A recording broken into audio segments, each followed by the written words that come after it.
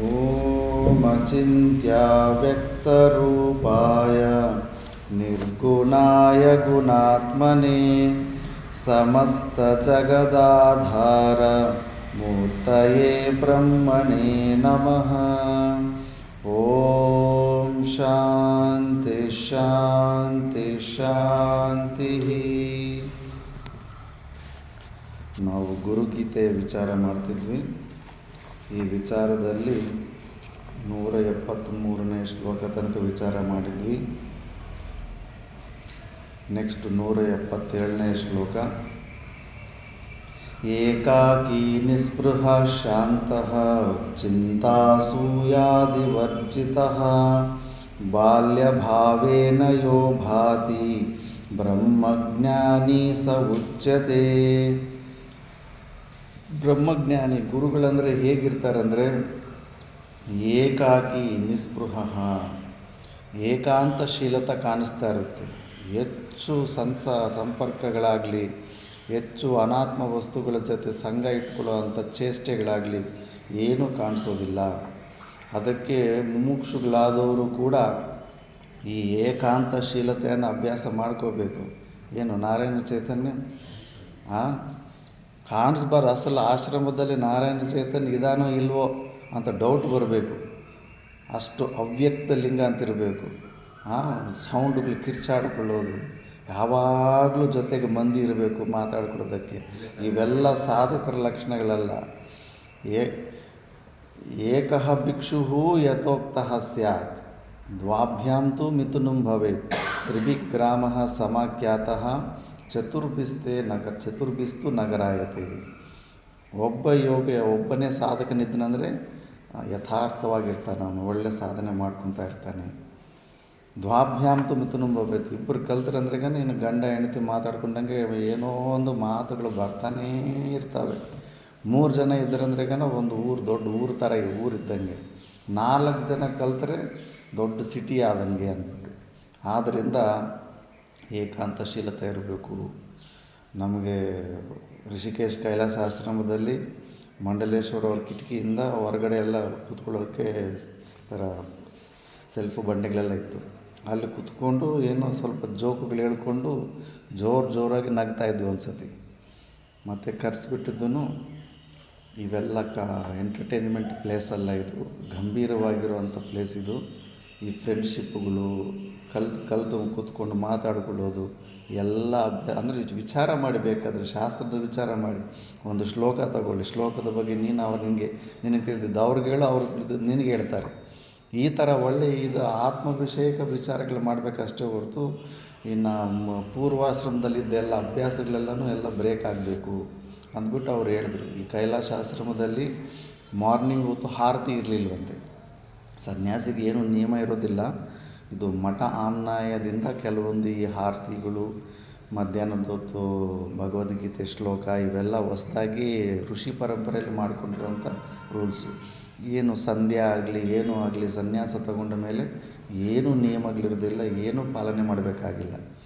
ಆದ್ದರಿಂದ ಆದರೂ ಕೂಡ ಸಾಯಂಕಾಲ ಹೊತ್ತು ಮಹಿಮ್ನ ಸ್ತೋತ್ರ ಮತ್ತು ಆರತಿ ಮಾತ್ರ ಇಟ್ಟಿದ್ರಂತೆ. ಯಾಕಂದರೆ ಕೂತ್ಕೊಂಡು ಭಿಕ್ಷಾಟನೆಗೆ ಹೋಗಿದ್ರು, ಕೂತ್ಕೊಂಡು ತಿಂತಿರೋದ್ರಿಂದ ಆ ದೋಷ ಬರುತ್ತೆ ಅಂದುಬಿಟ್ಟಿದ್ದನು. ಆ ದೋಷನ ತೆಗೆಯೋದಕ್ಕೆ ಒಂದಷ್ಟು ಪುಣ್ಯಕರ್ಮ ನಡೀಲಿ ಅಂದುಬಿಟ್ಟಿದ್ದನು. ಮನೆ ರೂಮ್ಗಳಲ್ಲಿ ಕೂತ್ಕೊಂಡು ಯಾರು ಮಾಡ್ತಾರೋ ಯಾರು ಮಾಡಲ್ವೋ ಗೊತ್ತಿಲ್ಲ. ಸ್ವತಂತ್ರತೆ ಸಿಕ್ಕಿದ್ರೆ ಮಾಡೋದನ್ನೇ ಬಿಟ್ಟುಬಿಡ್ತಾರೆ. ಆದ್ದರಿಂದ ಕಂಪಲ್ಸರಿ ಸಾಯಂಕಾಲ ಹೊತ್ತು ಅದು ನಿಯಮ ಇಟ್ಟಿದ್ರಂತೆ. ಬೆಳಗ್ಗೆ ಹೊತ್ತು ಇರಲಿಲ್ವಂತೆ ಆರತಿಯನ್ನು. ಏನಾಗಿದೆ ಒಂದು ಸತಿ ಆ ಕೈಲಾಸ ಆಶ್ರಮದಲ್ಲಿ ಆಗಿನ ಕಾಲದಲ್ಲಿ ಆಗ 150 ಜನ ಇದ್ದರೂ ಕೂಡ 10 ವರ್ಷ 5 ವರ್ಷ ಅದೇ ಆಶ್ರಮದಲ್ಲಿ ಮಹಾತ್ಮರಿದ್ದರೂ ಕೂಡ ಪಕ್ಕದ ರೂಮಲ್ಲಿರೋ ಮಹಾತ್ಮನ ಹೆಸರು ಈ ಮಹಾತ್ಮನಿಗೆ ಗೊತ್ತಾಗ್ತಾ ಇರಲಿಲ್ಲ. ಹಂಗೆ ಆ ಥರ ಜೀವನ ನಡೆಸಿದ್ದಾರೆ. ಅಂದರೆ ಪಕ್ಕದ ರೂಮಲ್ಲಿರೋ ಮಹಾತ್ಮನನ್ನು ಹೆಸರು ತಿಳ್ಕೊಳ್ಳೋದು, ನೀನು ಎಲ್ಲಿಂದ ಬಂದಿದೆಯಾ, ಇವೆಲ್ಲ ಕೂಡ ಅನರ್ಥವಾದಂಥ ವೇಸ್ಟ್ ವಿಷಯಗಳನ್ನೋದು ಆ ಮಟ್ಟಕ್ಕೆ ಅವರು ಸಾಧನೆ ಇತ್ತಂತೆ. ಹಂಗೇನು ಒಬ್ರಿಗೊಬ್ರು ಹೆಚ್ಚೇನು ಆ ಥರ ಫ್ರೆಂಡ್ಶಿಪ್ ಥರ ಏನು ಇಲ್ಲವಂತೆ. ಯಾರಿಗವ್ರು ಇಂಡಿವಿಜುವಲ್ ಆಗಿ ಇರ್ತಿದ್ರಂತೆ. ಒಂದು ದಿವಸ ಏನಾಗ್ಬಿಟ್ಟಿದೆ, ಒಬ್ಬ ಮಹಾತ್ಮನು ಲಾಕ್ ಹಾಕ್ಕೊಂಡು ಒಳಗಡೆ ಇದ್ದಾನೆ, ಶರೀರ ಪ್ರಾಣ ಬಿಟ್ಟು ಹೊರಟೋಗಿದೆ. 2 ದಿವಸ ಆದರೂ ಗೊತ್ತೇ ಆಗಿಲ್ಲ. ಮತ್ತು ಒಳಗಡೆಯಿಂದ ಸ್ಮೆಲ್ ಬರ್ತಾಯಿದ್ರು. ಪಕ್ಕದ ರೂಮ್ ಅವರು ಕಂಪ್ಲೇಂಟ್ ಮಾಡಿದ್ರೆ ಮತ್ತು ಡೋರೆಲ್ಲ ಒಡೆದು ತೆಗೆದ್ರೆ ಎಂಥ ದುರ್ಗಂಧ ಅಂದರೆ ಎಲ್ಲರಿಗೂ ವಾಂತಿ ಆಗೋಯ್ತಂತೆ. ಆಗಲಿಲ್ಲವಂತೆ ಇವ್ರ ಕೈಲಿ ಅದನ್ನು ತೆಗೆದು ಹೋಗಿ ನದಿಯಲ್ಲಿ ಬಿಸಾಕೋದಕ್ಕೆ. ಮತ್ತು ಅಲ್ಲಿ ಬಂಗಿಯವರನ್ನ ಕರೆದು ಬಿಟ್ಟು ಅವ್ರಿಗೆ ಸ್ವಲ್ಪ ರೊಕ್ಕ ಇದೆಲ್ಲ ಕೊಟ್ಟ ಮೇಲೆ ಅವರು ಅದನ್ನೆಲ್ಲ ತೆಗೆದು ಕ್ಲೀನ್ ಮಾಡಿ ಮತ್ತು ಅದು ಗಂಗಾ ನದಿಯಲ್ಲಿ ವಿಸರ್ಜನೆ ಮಾಡಿದ್ದಾರೆ. ಆದ್ದರಿಂದ ಈ ಥರದ್ದು ಮಿಸ್ಟೇಕ್ ಇನ್ನೊಂದು ಸತಿ ನಡೀಬಾರ್ದು ಅಂದ್ಬಿಟ್ಟಿದ್ದನ್ನು ಬೆಳಗ್ಗೆ ಹೊತ್ತು ಕಂಪಲ್ಸರಿ ಒಂದು ಸತಿ ಆರತಿಗೆ ಅಟೆಂಡ್ ಮಾಡಬೇಕು. ಕೊಠಾರಿ ಆದವನು ಯಾರು ಆಬ್ಸೆಂಟ್ ಆಗಿರ್ತಾರೋ ಅವರು ರೂಮ್ ಹತ್ರ ಹೋಗಿ ಯಾಕೆ ಬಂದಿಲ್ಲ, ಅನಾರೋಗ್ಯ ಕಾರಣದಿಂದನ ಬೇರೆ ಏನಾದರೂ ಕಾರಣದಿಂದನ ಅಂದ್ಬಿಟ್ಟು ಟಕ್ಕಂತ ಹೋಗಿ ರೂಮಲ್ಲಿ ಹೋಗಿ ಚೆಕ್ ಮಾಡ್ಕೊಂಬರ್ಬೇಕು ಅಂದ್ಬಿಟ್ಟು ಆವತ್ತು ನಿಯಮ ಮಾಡಿರೋದು. ಅಂದರೆ ಇದರಲ್ಲಿ ಸಾರ ಏನಂದರೆ ಅವ್ರು ಹೇಳಿದ್ದು, ಅಷ್ಟೊಂದು ಏಕಾಂತಶೀಲತೆಯಲ್ಲಿದ್ದರು ಸಾಧಕರು. ಇದು ಎಂಟರ್ಟೈನ್ಮೆಂಟ್ ಪ್ಲೇಸ್ ಅಲ್ಲ, ಇಲ್ಲಿ ಗಂಭೀರವಾಗಿ ದಿನ ಗಂಭೀರತೆ ಕಡೆ ಹೆಜ್ಜೆ ಆಗಿಬಿಟ್ಟು ಅವ್ಯಕ್ತ ಲಿಂಗಂ ಸನ್ಯಾಸ, ವ್ಯಕ್ತ ಏನೂ ಆಗಬಾರ್ದು, ಅಸಲು ನೀನು ಇದೆಯೇ ಇಲ್ಲ ಭೂಲೋಕದಲ್ಲಿ ಪ್ರಪಂಚದಲ್ಲಿ ಅನ್ನೋ ಥರ ಇರಬೇಕು ನಮ್ಮ ವೃತ್ತಿಗಳು ಅಂತಾರೆ. ಖಗೋಚರ ಇವ ಅಂದ್ಬಿಟ್ಟು, ಖಗೋಚರ ಆಕಾಶದಲ್ಲಿ ಪಕ್ಷಿ ಹೋದರೆ ಅದು ಯಾವ ಕಡೆ ಹೋಗಿದೆ ಅಂತ ಏನು ಗುರುತುಗಳು ದಾರಿಗಳು ಸಿಗೋದೇ ಇಲ್ಲ. ಭೂಲೋಕದಲ್ಲಿ ಯಾವುದೇ ಪ್ರಾಣಿ ನಡ್ಕೊಂಡು ಹೋದರೆ ಅದ್ರ ಕಾಲು ಹೆಜ್ಜೆ ಗುರುತುಗಳು ಸಿಗ್ತವೆ. ಅದನ್ನು ಇಟ್ಕೊಂಡು ಅದು ಎಲ್ಲಿ ಹೋಗಿದೆ ಅಂತ ಹುಡುಕ್ಬೋದು. ಪಕ್ಷಿ ಯಾವ ಕಡೆ ಹೋಗಿದೆ, ಇಲ್ಲಿಂದ ಹೋಯ್ತಲ್ಲ ಅಂತ ಏನು ಗುರುತುಗಳು ಸಿಗೋದಿಲ್ಲ. ಸಾಧಕರಾದವರು ಆ ಮಟ್ಟದಲ್ಲಿ ಜೀವನ ನಡೆಸಬೇಕು.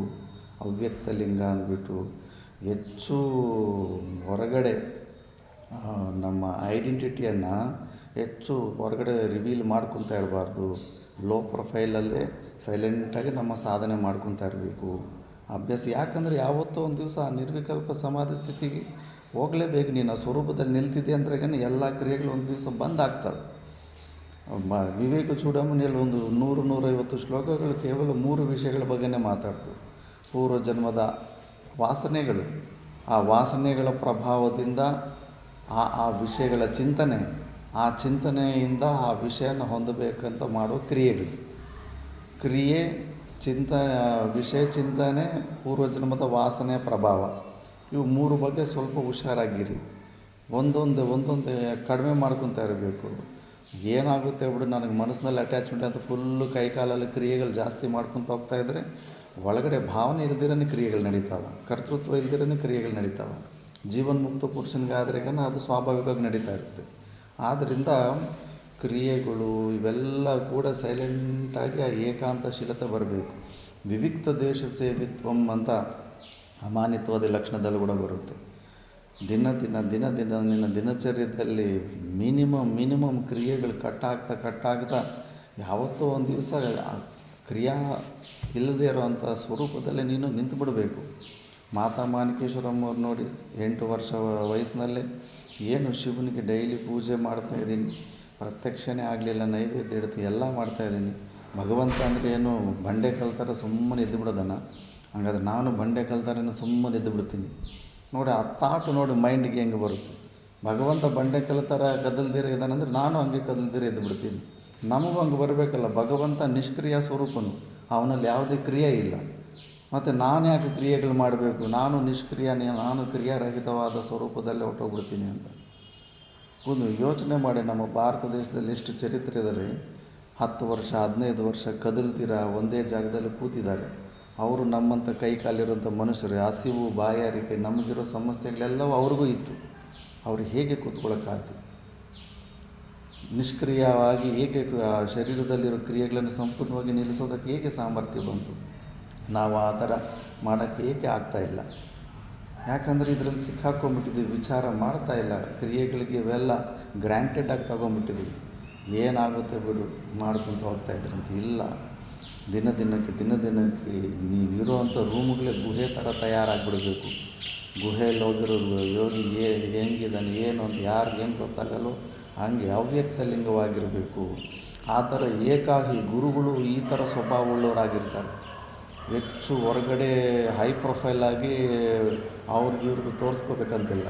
ಎಲ್ಲೋ ಸೀಕ್ರೆಟ್ ಪ್ಲೇಸಲ್ಲಿ ಪುಣ್ಯ ಇರೋರಂಥವ್ರು ಅವರೇ ಅಲ್ಲಿಗೆ ಹುಡ್ಕೊಂಡು ಹೋಗ್ತಾರೆ ಹೊರತು ಆತ ಬಂದು ಹೊರಗಡೆ ಪಬ್ಲಿಕ್ಗೆ ಸಿಗೋದಿಲ್ಲ.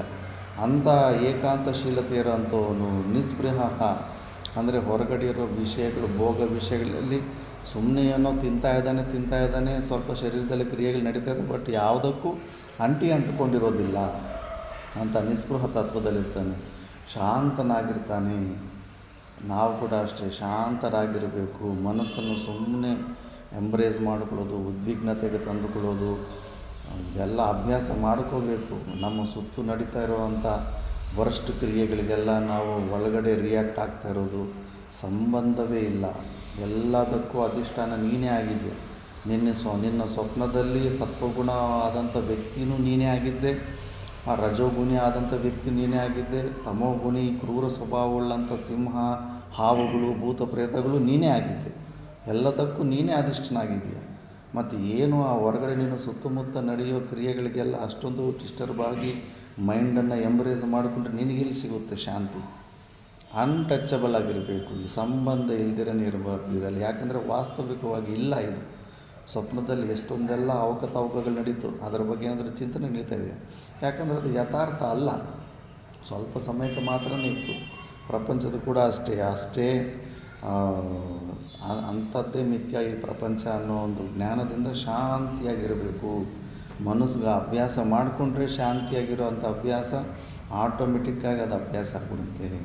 ಚಿಂತಾ ಅಸೂಯಾದಿ ವರ್ಜಿತ, ಯಾವುದ್ರ ಬಗ್ಗೆಯೂ ಚಿಂತೆ ಇರಬಾರ್ದು. ವಿದ್ಯಾರಣ್ಯ ಸ್ವಾಮೀಜಿಗಳು ಅಂತಾರೆ, ಭೂತಾರ್ಥ ಸ್ಮರಣ ಭವ್ಯಾರ್ಥ ವ್ಯಸನ, ಬ್ರೂಡಿಂಗ್ ಎಬೌಟ್ ಪಾಸ್ಟ್. ಆಗೋಗಿರೋ ಘಟನೆಗಳೆಲ್ಲ ನೆಮರಾಕೊಂತ ಹಸು ಲಬ ಅಂತ ಉಳ್ಳು ತಿಂದುಬಿಟ್ಟು ಮತ್ತು ಹೊಟ್ಟೆ ಒಳಗಡೆಯಿಂದ ತೆಕ್ಕೊಂಡು ನ್ಯಾ ಅಂತ ಇದ್ದಂಗೆ ಆಗೋಗಿರೋವೆಲ್ಲ ಘಟನೆಗಳೆಲ್ಲ ನೆನಪು ಮಾಡಿಕೊಂಡು ಮತ್ತು ಮುಖ ಎಲ್ಲ ಡಲ್ ಆಗಿಬಿಡುತ್ತೆ. ಯಾವುದಾದ್ರೂ ಕೆಟ್ಟದ್ರ ಫ್ಲ್ಯಾಶ್ ಬ್ಯಾಕ್ ಗುರ್ತು ಬಂತಂದರೆ ಅನ್ನೆಸೆಸರಿ ಬರ್ಡನ್ ಅದು. ಭೂತಾರ್ಥ ಸ್ಮರಣಂತೂ ವೃಥಾಶ್ರಮದೀಯ, waste of time, unnecessary effort ಅಂದ್ಬಿಟ್ಟು ಅದರಿಂದ ಆ ಬ್ರೂಡಿಂಗ್ ಅಬೌಟ್ ಫಾಸ್ಟ್ ಅಂದ್ಬಿಟ್ಬಿಡಬೇಕು. ಭವ್ಯಾರ್ಥ ವ್ಯಸನಂ ಪ್ರಾರಬ್ಧ ಚೋದ್ಯ ಕ್ಷಣ. ಭವಿಷ್ಯದ ಬಗ್ಗೆ ಯಾಕೆ ಅಷ್ಟೊಂದು ಚಿಂತೆ ಮಾಡ್ತೀಯ? ನೀನು ಹುಟ್ಟೋದಕ್ಕಿಂತ ಮುಂಚೆ ಲೆಕ್ಕ ಹಾಕಿ ನಿನಗೆ ಇಷ್ಟೊಂದು ಉಸಿರಿದೆ. ಒಂದು ಸತಿ ಗಾಳಿ ಹೊರಗಡೆ ಬಿಟ್ಟು ಒಳಗಡೆ ತಗೊಂಡ್ರೆ ಒಂದು ಶ್ವಾಸ ಅಂತಾರೆ. ಇಷ್ಟು ಶ್ವಾಸಗಳಂತ ಅದು ನಿನ್ನ ಜಾತಕದಲ್ಲೇ ಡಿಸೈಡ್ ಆಗಿರುತ್ತೆ. ಆ ಶ್ವಾಸಗಳ ಲೆಕ್ಕ ಹಾಕಿ ಅವರು ನಿನ್ನ ಏಜು ಡಿಸೈಡ್ ಮಾಡೋದು ಜ್ಯೋತಿಷ್ಯದಲ್ಲಿ. ಆ ಎಷ್ಟು ಶ್ವಾಸಗಳಂತ ಭಗವಂತ ಕೊಟ್ಟಿರ್ತಾನೋ ಅಲ್ಲಿ ತನಕ ನಿನಗೆ ಫುಡ್ಡು ಕೂಡ ಮುಂಚೆನೇ ರಿಸರ್ವ್ ಆಗಿದೆ. ಅದು ನೀನು ಈಗ ಮಾಡ್ತಾ ಇರೋ ವ್ಯಾಪಾರಗಳು, ಉದ್ಯೋಗಗಳು ಇವೆಲ್ಲ ಕೇವಲ ನಿಮಿತ್ತ ಕಾರಣಗಳಷ್ಟೇ. ನಿನಗೆ ಸಿಗ್ತಾ ಇರೋದು ಪೂರ್ವಜನ್ಮದ ಕರ್ಮಾನುಸಾರವಾಗಿ ಸಿಗ್ತಾ ಇರೋದು. ಅದಕ್ಕೆ ಭಗವಂತ ಎಲ್ಲವನ್ನು ಬಿಟ್ಟು ನನ್ನನ್ನೇ ಹೊಂದಬೇಕಂತ ಪ್ರಯತ್ನ ಮಾಡೋನು ಯೋಗಕ್ಷೇಮಗಳು ನಾನೇ ವಹಿಸ್ತೀನಿ ಅಂತೇಳಿದ್ದಾನೆ. ಆದ್ದರಿಂದ ಅದ್ರ ಬಗ್ಗೆ ಹೆಚ್ಚು ತಲೆ ಕೆಡಿಸ್ಕೊಳ್ಳೋಕ್ಕೆ ಹೋಗಬಾರ್ದು. ಹೆಂಗೋ ನಡೆದು ಹೋಗ್ತಾ ಇದೆ ಅಷ್ಟೇ. ಜಸ್ಟ್ ಆಬ್ಸೆಂಟ್ ಮೈಂಡೆಡ್ ಹೆಂಗಿರ್ತೀವಿ ಹೋಗ್ಬೇಕು ಎಷ್ಟೋ ವಿಷಯಗಳಲ್ಲಿ. ಈ ಶರೀರದ ಮೇಂಟೆನೆನ್ಸ್ ಬಗ್ಗೆ, ಭವಿಷ್ಯದ ಬಗ್ಗೆ ಹೆಚ್ಚು ಚಿಂತನೆ ಮಾಡಬಾರ್ದು. ಭಗವಂತನಿಗೆ ಅವಮಾನ ಮಾಡ್ದಂಗೆ. ನಾನು ಹೇಳಿದ್ದೀನಿ ಅದರ ಬಗ್ಗೆ ಟೆನ್ಷನ್ ತೊಗೋಬೇಡ ಅಂತ. ಆದರೂ ನಿನ್ನನ್ನು ನೀನು ಕಾಪಾಡ್ಕೊಳ್ಳೋ ಚೇಷ್ಟೆಗಳು ಹೆಚ್ಚು ಮಾಡ್ತದೆ ಅಂದ್ರೆ ಹೋಗು ಮತ್ತು ನೀನೇ ಕಾಪಾಡ್ಬೋದು, ನಾನು ನಿನ್ನ ಕಾಂಟ್ಯಾಕ್ಟ್ ತಗೊಳ್ಳಲ್ಲ ಅಂತ ಭಗವಂತ ಬಿಟ್ಬಿಡ್ತಾನೆ. ನಾವೇ ಯೋಚನೆ ಮಾಡಿ ತಂದೆ ತಾಯಿ ಯಾರೊಬ್ಬ ಮಕ್ಕಳಿಗೆ ಒಳ್ಳೆ ಭವಿಷ್ಯತ್ತು ಕೊಡಿಸ್ಬೇಕಂತ ಪ್ರಯತ್ನ ಮಾಡ್ತಾಯಿರ್ತಾರೆ. ಅವನ ಮಗಾಗೆ ಅನುಮಾನ ಬುದ್ಧಿಯಿಂದನೋ ಏನೋ ಒಂದು ಚೇಷ್ಟೆಯಿಂದ ತಂದೆ ತಾಯಿ ಮೇಲೆ ನಂಬಿಕೆ ಹೇಳ್ತಿರಾನೆ. ಅವನು ರಕ್ಷಣೆ ಮಾಡ್ಕೊಳ್ಳೋದು, ಅವನೇ ಸಪರೇಟಾಗೇನೋ ಡಿಸಿಷನ್ ತೊಗೊಳ್ಳೋದು ಮಾಡೋಕ್ಕೆ ಹೋಗ್ತಾಯಿದ್ರೆ ಯಾಕಂದರೆ ತಂದೆ ತಾಯಿಗೆ ನೋವಾಗುತ್ತೆ. ನಾವು ಅವನು ಒಳ್ಳೆಯದ ಸಲುವಾಗಿ ಅವನಿಗೆ ಒಳ್ಳೆ ಭವಿಷ್ಯತ್ತು ಕೊಡಬೇಕಂತ ನಾವು ಕಷ್ಟಪಡ್ತಾಯಿದ್ವಲ್ಲ, ಇದು ಅವ್ನಿಗೆ ಅರ್ಥ ಆಗ್ತಾ ಇಲ್ವಲ್ಲ ಅಂತ ತಂದೆ ತಾಯಿಗೂ ಕೋಪ ಮಾಡಿ ಹೋಗಲಿ ಬಿಡು, ಹಾಳಾಗಿ ಹೋಗಲಿ, ಅವನೇನಾದರೂ ಮಾಡ್ಕೊಂಡು ಹೋಗಲಿ ಅಂತ ಬಿಟ್ಟುಬಿಡ್ತಾರೆ. ನಾವೇ ಹಂಗೆ ಮಾಡ್ತೀವಿ. ಮತ್ತು ಭಗವಂತನಿಗೆ ಕೋಪ ಬರುತ್ತಲ್ಲ. ನಾನು ಹೇಳಿದ್ದೀನಿ ಭವಿಷ್ಯದ ಬಗ್ಗೆ ನೀನು ಚಿಂತೆ ಮಾಡಬೇಡ, ಯೋಗಕ್ಷೇಮ ವಹಾಮ್ಯಾಮ್ ಅಂತ ಬಾಯಿ ಬಿಟ್ಟು ಮತ್ತು ಪ್ರತಿಜ್ಞೆ ಮಾಡಿದ್ದೀನಿ. ಅದ್ರ ಬಗ್ಗೆ ಯಾಕೆ ಅಷ್ಟೊಂದು ಚಿಂತೆ ಮಾಡ್ತೀಯ? ಅದಕ್ಕೆ ಅದ್ರ ಬಗ್ಗೆ ಬಿಟ್ಬಿಡಬೇಕು. ಮತ್ತು ನಾನು ಹೇಳಿದಲ್ಲ ನಮ್ಮ ಪರಿಚಯ ಇರೋದು ವಿಮೋಚನಾನಂದ ಅಂತ, ಕೇವಲ 2 ಗಮಚ, ಕೆಳಗಡೆ ಒಂದು ಗಮಚ, ಮೇಲ್ಗಡೆ ಒಂದು ಗಮಚ. 2 ಗಮಚದಲ್ಲೇ ಒಂದು 10-15 ವರ್ಷ ಆಲ್ರೆಡಿ ಆ ಪರಿವ್ರಾಜಕ ಜೀವನ ನಡೆಸ್ಬಿಟ್ಟಿದ್ದ. ಅಂದರೆ ಮಿನಿಮಮ್ ವಸ್ತುಗಳಿಂದನೇ ನಮ್ಮ ಜೀವನ ನಡೆದೋಗ್ಬಿಡುತ್ತೆ. ಅನ್ನೆಸೆಸರಿಯಾಗಿ ಏನೇನೋ ಬೇಕು ಅಂತ ನಾವು ಹೋಗ್ತಾ ಇರ್ತೀವಿ. ಅದು ಆದ್ದರಿಂದ ಚಿಂತೆಗಳು ಯಾವುದ್ರ ಬಗ್ಗೆನೂ ಚಿಂತೆ ಇರಬಾರ್ದು. ಅನಾರೋಗ್ಯನ ಶರೀರಕ್ಕೆ ಬಂದೇ ಬರ್ತಾ ಇರ್ತವೆ. ಅದು ಅವಾಯ್ಡಬಲ್. ಈಗಲೇ ಬೆಳಗ್ಗೆ ಇಬ್ಬರು ಭಕ್ತರು ಫೋನ್ ಮಾಡಿದ್ರು, ಒಬ್ಬರು ಕ್ಯಾನ್ಸರ್ ಅಂತ. ಏನು ಮಾಡೋಕ್ಕಾಗುತ್ತೆ? ಶರೀರ ಅಂದಮೇಲೆ ಯಾವುದೋ ಒಂದು ಸಮಸ್ಯೆ ಬರ್ತಾನೆ ಇರುತ್ತೆ. ಭಗವಂತ ಈ ಷಡ್ಭಾವ ವಿಕಾರಗಳಾಗಿರುವಂಥ ಶರೀರ ಕೊಟ್ಟಿರೋದೇ ಇಂಥದ್ದೊಂದು ವೈರಾಗ್ಯ ಒಂದು ಬರಲಿ, ಡಿಟ್ಯಾಚ್ಮೆಂಟ್ ಬರಲಿ ಅಂತ. ಆತನಿಗೇನು ಸಾಮರ್ಥ್ಯ, ಸ್ವರ್ಗದಲ್ಲಿ ಯಾರಿಗೂ ಹಸಿವು ಬಾಯಾರಿಕೆ ಇಲ್ಲ, ಷಡ್ಭಾವ ವಿಕಾರಗಳೇ ಇಲ್ಲ, ಅಂಥದ್ದು ಶರೀರ ಕೊಡ್ಬೋದಾಗಿತ್ತು. ಬಟ್ ಅದರಿಂದ ನಮಗೆ ಪ್ರಯೋಜನ ಇಲ್ಲ. ಇಂಥ ಶರೀರದಲ್ಲೇ ಪರಾಧೀನತೆ ಇರೋಂಥ ಇಂಥ ಶರೀರದಲ್ಲಿದ್ದಾಗಲೇ ನಮಗೆ ಇದ್ರ ಬಗ್ಗೆ ವೈರಾಗ್ಯ ಹೆಚ್ಚಾಗುತ್ತೆ. ಇವೆಲ್ಲ ಸಹಕಾರಿ ಕಾರಣಗಳು. ಭಗವಂತ ನನಗೆ ವೈರಾಗ್ಯ ಕಡಿಮೆ ಆಗಿದೆ, ಈ ಶರೀರದ ಜೊತೆ ಮೋಹ ಹೆಚ್ಚಾಗಿದೆ ಅಂತ ಈ ಥರ ರೋಗಗಳು ಬಂದುಬಿಟ್ಟು ಈ ಶರೀರದ ಮೇಲೆ ವೈರಾಗ್ಯ ತರಿಸ್ತಾ ಇದ್ದಾನೆ. ಇದು ಭಗವಂತನ ಅನುಗ್ರಹ ಅಂತ ಈ ಥರ ನಾವು ಸಾಧಕರು ಹಂಗೆ ಕನ್ವರ್ಟ್ ಮಾಡ್ಕೋಬೇಕು. ಇಲ್ಲ ಅಂದರೆ ಈ ಶರೀರದಲ್ಲಿರೋ ಮೋಹ ಅಷ್ಟು ಬೇಗನೆ ಹೋಗೋದಿಲ್ಲ. ಇದರಲ್ಲೆಲ್ಲ ಸವಲತ್ತುಗಳು ಅನುಕೂಲತೆ ಹೆಚ್ಚಿತ್ತಂದ್ರೆಗನ ಇದರಲ್ಲೇ ಇರಬೇಕು ಅನಿಸುತ್ತೆ. ಯಾವಾಗಲೂ ಅದೇ ದೃಷ್ಟಾಂತ ಕೊಡ್ತಾ ಇರ್ತೀನಲ್ಲ, ಟಿನ್ ಶೆಡ್ಡಲ್ಲಿ ಸಮ್ಮರಲ್ಲಿ ಫ್ಯಾನ್ ಇಲ್ಲ, ಎ ಸಿ ಇಲ್ಲ ಅಂದ್ರೆಗನ ಅದರಲ್ಲಿ ಇರಬೇಕಂತ ಅನಿಸೋದಿಲ್ಲ. ಟಕ್ಕಂತ ಹೊರಗಡೆ ಬಂದುಬಿಡ್ಬೇಕು ಅನಿಸುತ್ತೆ, ಎಲ್ಲಾದರೂ ಮರದ ಕಡೆ ಹೋಗಿ ಕೂತ್ಕೋಬೇಕು ಅನಿಸುತ್ತೆ. ಫುಲ್ಲು ಎ ಸಿ ಅದು ಇದು ಮಾಡ್ಕೊಂಡ್ರೆಗನ ಅಲ್ಲೇ ಇರಬೇಕು ಅನಿಸುತ್ತೆ, ಹೊರಗಡೆ ಬರಬಾರ್ದು ಅನಿಸುತ್ತೆ. ಮತ್ತು ನೀನು ಶರೀರನ ನೀನು ಎ ಸಿ ಕಂಪಾರ್ಟ್ಮೆಂಟ್ ಥರ ಮಾಡ್ಕೋಬೇಕು ಅಂದ್ಕೊಂಡಿದ್ದೀಯ, ಟಿನ್ ಶೆಡ್ ಥರ ಮಾಡ್ಕೋಬೇಕು ಅಂದ್ಕೊಂಡಿದ್ದೀವಿ. ನಾವು ತಾದಾತ್ಮ್ಯ ತೆಕ್ಕೊಳ್ಳೋ ಪ್ರಯತ್ನದಲ್ಲಿದ್ದೀವಿ. ಅದರಲ್ಲಿ ಇನ್ನೇನು ಮತ್ತು ರೋಗಾದಿಗಳು ಅವು ಬರ್ತಾಯಿದ್ರೆ ಇನ್ನೂ ಅಡ್ವಾಂಟೇಜ್, ಇನ್ನು ವೈರಾಗ್ಯ ಹೆಚ್ಚಾಗುತ್ತೆ. ಎಷ್ಟು ಸತಿ ಹುಟ್ಟಬೇಕು, ಎಷ್ಟು ಸತಿ ಈ ಪರಾಧೀನತೆ. ಬೆಂಗಳೂರಲ್ಲೊಬ್ಬ ಭಕ್ತಿದ್ದ ರಘುರಾಮ್ ರೆಡ್ಡಿ ಅಂತ, ಎಲ್ಲರೂ ಸ್ವಾಮೀಜಿ ದುಡ್ಡು ಇದ್ದರೆ ಎಲ್ಲ ಸಮಸ್ಯೆಗಳು ದುಃಖ ದೂರ ಆಗುತ್ತೆ, ದೂರ ಆಗುತ್ತೆ ಅಂತ. ನಾವು ಕೂಡ ಅದೇ ನಂಬಿದ್ವಿ. ಈಗ ನಾನು ಪ್ರಪಂಚದಲ್ಲಿ ಎಷ್ಟೆಲ್ಲ ಟಾಪ್ ಹಾಸ್ಪಿಟ್ಲಿದೆ, ಎಲ್ಲ ಟಾಪ್ ಹಾಸ್ಪಿಟ್ಲಲ್ಲೂ ಟ್ರೀಟ್ಮೆಂಟ್ ತಗೊಳ್ಳೋಷ್ಟು ಸಾಮರ್ಥ್ಯ ನನ್ನ ಹತ್ರ ಇದೆ. ನನ್ನ ಮೊಣಕಾಲು ನೋವು ಯಾವ ದುಡ್ಡು ತೆಗಿಯೋಕ್ಕಾಗುತ್ತೆ, ಯಾವ ಡಾಕ್ಟ್ರ್ ಕೈಲಿ ತೆಗಿಯೋಕ್ಕಾಗುತ್ತೆ ಅಂತ. ಅಲೆಕ್ಸಾಂಡರು ನನ್ನ ಅಂತಿಮ ಯಾತ್ರೆಯಲ್ಲಿ ವರ್ಲ್ಡ್ಸ್ ಬೆಸ್ಟ್ ಡಾಕ್ಟರ್ಸ್ನೆಲ್ಲನೂ ಜೊತೆಗೆ ಮೆರವಣಿಗೆಯಲ್ಲಿ ಕರ್ಕೊಂಬನ್ನಿ ಅಂತ. ಯಾಕಂದರೆ ಪ್ರಪಂಚದ ಎಲ್ಲ ಡಾಕ್ಟರ್ ಸೇರಿಸಿದ್ರು ಕೂಡ ಮೃತ್ಯುವಿನಂತೂ ನಿಲ್ಲಿಸೋದಕ್ಕಾಗೋದಿಲ್ಲ. ಮತ್ತು ಇದೆಲ್ಲ ರಿಯಾಲಿಟಿ ಇದು. ಇದ್ರ ಬಗ್ಗೆ ಎಲ್ಲ ನಾವು ಹೆಚ್ಚು ಟೆನ್ಷನ್ ತಗೊಂಡು ಈ ಶರೀರದಲ್ಲೇ ಇದು ಇರಬೇಕು, ಈ ಶರೀರದಲ್ಲೇ ಹೆಚ್ಚು ಕಾಲ ಉಳಿಯಬೇಕು, ಈ ಥಾಟು, ಈ ಓರಿಯೆಂಟೇಷನ್ ರಾಂಗ್ ಅಲ್ಲ. ಇದರಿಂದ ಎಷ್ಟು ಎಲ್ಲ ಸುಖ ದುಃಖಗಳು ತಾದಾತ್ಮ್ಯದಿಂದ ಎಲ್ಲ ಈ ಶರೀರದಿಂದನೇ ಹೊಂದುತ್ತಾ ಇದ್ದೀವಿ. ಯಾಕಿನ್ನು ಈ ಶರೀರದ ಮೇಲೆ ಮೋಹ? ಎಲ್ಲ ದುರ್ಗಂಧ, ಅಶ್ವಾಸ್ತ್ಯಂ, ಅನೂನ ಚಿಂತಾಂ, ಎಲ್ಲ ವರ್ಸ್ಟ್ ಥಿಂಗ್ಸ್ ಇದೆ ಈ ಶರೀರದಲ್ಲಿ. ಆದ್ದರಿಂದ ಅದ್ರ ಬಗ್ಗೆ ಎಲ್ಲ ಚಿಂತೆನೇ ಮಾಡೋದಿಲ್ಲ. ಜೀವನ್ಮುಕ್ತ ಪುರುಷನಿಗೆ ಇದ್ರ ಬಗ್ಗೆ ಚಿಂತೆನೇ ಇರೋದಿಲ್ಲ. ಆಗೋಗಿರುತ್ತೆ ಈ ಶರೀರದಲ್ಲಿ ಏನೊಂದಷ್ಟು ಶ್ರವಣ ಮನನ ನಿಧಿಧ್ಯಾಸನ ಗುರುಗಳ ಹತ್ರ ಹೋಗಿ ಉಪದೇಶ ಸ್ವೀಕಾರ ಮಾಡೋ ಆ ಒಂದು ಕೆಲಸ ಆದಮೇಲೆ ಇದನ್ನು ಬಸ್ ಸ್ಟ್ಯಾಂಡಲ್ಲಿ ಬ್ಯಾಗ್ ಬಿಟ್ಟಂಗೆ ಬಿಟ್ಬಿಟ್ಟಿರ್ತಾನೆ ಶರೀರನ. ಆ ಶರೀರ ಇನ್ಯಾರಿಗಾದ್ರೂ ಶಿಷ್ಯರಿಗೆ ಉಪಯೋಗ ಆಗಿದ್ರೆಗನ ಅವ್ರು ನೋಡ್ಕೊತಾ ಇರ್ತಾರೆ ಅಷ್ಟೇ. ಆತನಿಗೆ ಇಂಟ್ರೆಸ್ಟೇ ಇರೋದಿಲ್ಲ. ಎಷ್ಟೋ ಜೀವನ್ಮುಕ್ತ ಪುರುಷ ಚರಿತ್ರೆಯಲ್ಲಿ ನೋಡಿ, ಅವರು ಶರೀರದ ಟ್ರೀಟ್ಮೆಂಟ್ ಸಲುವಾಗಿ ಅವರಲ್ಲಿ ಆ ಟೆನ್ಷನ್ ಇರೋಲ್ಲ, ಪ್ರೆಷರ್ ಇರೋದ ಪ್ರಯತ್ನವೂ ಇರೋದಿಲ್ಲ. ಯಾರೋ ಶಿಷ್ಯರೇ ಇವರೇ ತಲೆ ಕೆಡಿಸ್ಕೊಂಡು ಅದನ್ನು ಕಾಪಾಡ್ಕೊತಾ ಇರ್ತಾರೆ ಹೊರತು ಅವ್ರಿಗೆ ಅದರಲ್ಲಿ ಅದನ್ನು ಬೇಗ ವಾಸಿ ಆಗಬೇಕು ಅನ್ನೋದು ಅದು ಇರೋದೇ ಇಲ್ಲ. ಎಷ್ಟು ಬೇಗ ಇದು ಬಿದ್ದೋಗ್ಬಿಟ್ರೆ ಅಷ್ಟು ಒಳ್ಳೆಯದು ಅಂತ ಕಾದ್ಕೊಂಡಿರ್ತಾರೆ. ಆದ್ದರಿಂದ ಅವ್ರಿಗೆ ಚಿಂತ ಇರೋದಿಲ್ಲ. ಇನ್ನು ಅಸೂಯಾದಿ ವರ್ಜಿತ, ಅಸೂಯ ಅನ್ನೋದು ಆಟೋಮೆಟಿಕ್ಕು ವಿಪರೀತವಾಗಿ ಬರ್ತಾ ಇರುತ್ತೆ.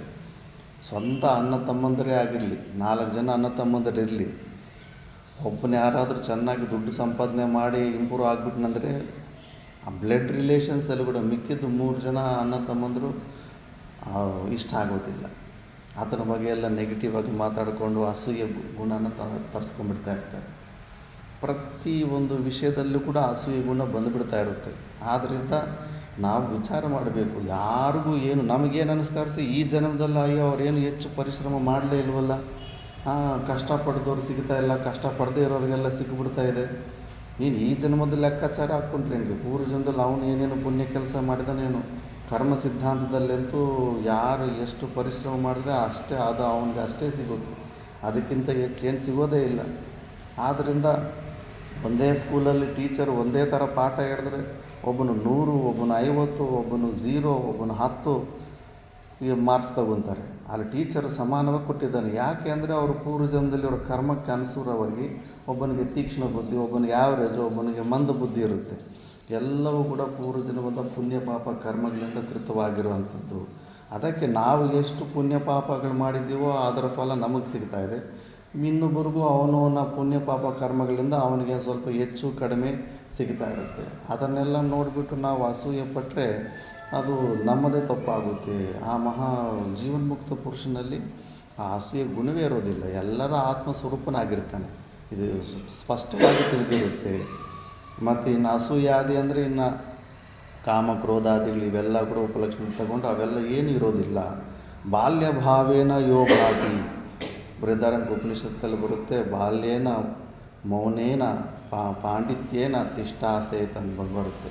ಜೀವನ್ಮುಕ್ತ ಪುರುಷನ ಲಕ್ಷಣಗಳು ಬಾಲ್ಯನೇ ಅಂದರೆ ಮುಗ್ಧವಾದಂಥ ಸ್ವಭಾವ ಆಗಿಬಿಟ್ಟಿರ್ತಾನೆ. ಯಾಕಂದರೆ ಸ್ವರೂಪದಲ್ಲಿ ನಿಂತ ಮೇಲೆ ಸಹ ಏನ ಸ್ಯಾತ್ ಕೇನ ಸ್ಯಾತ್ ಅಂತಾನೆ.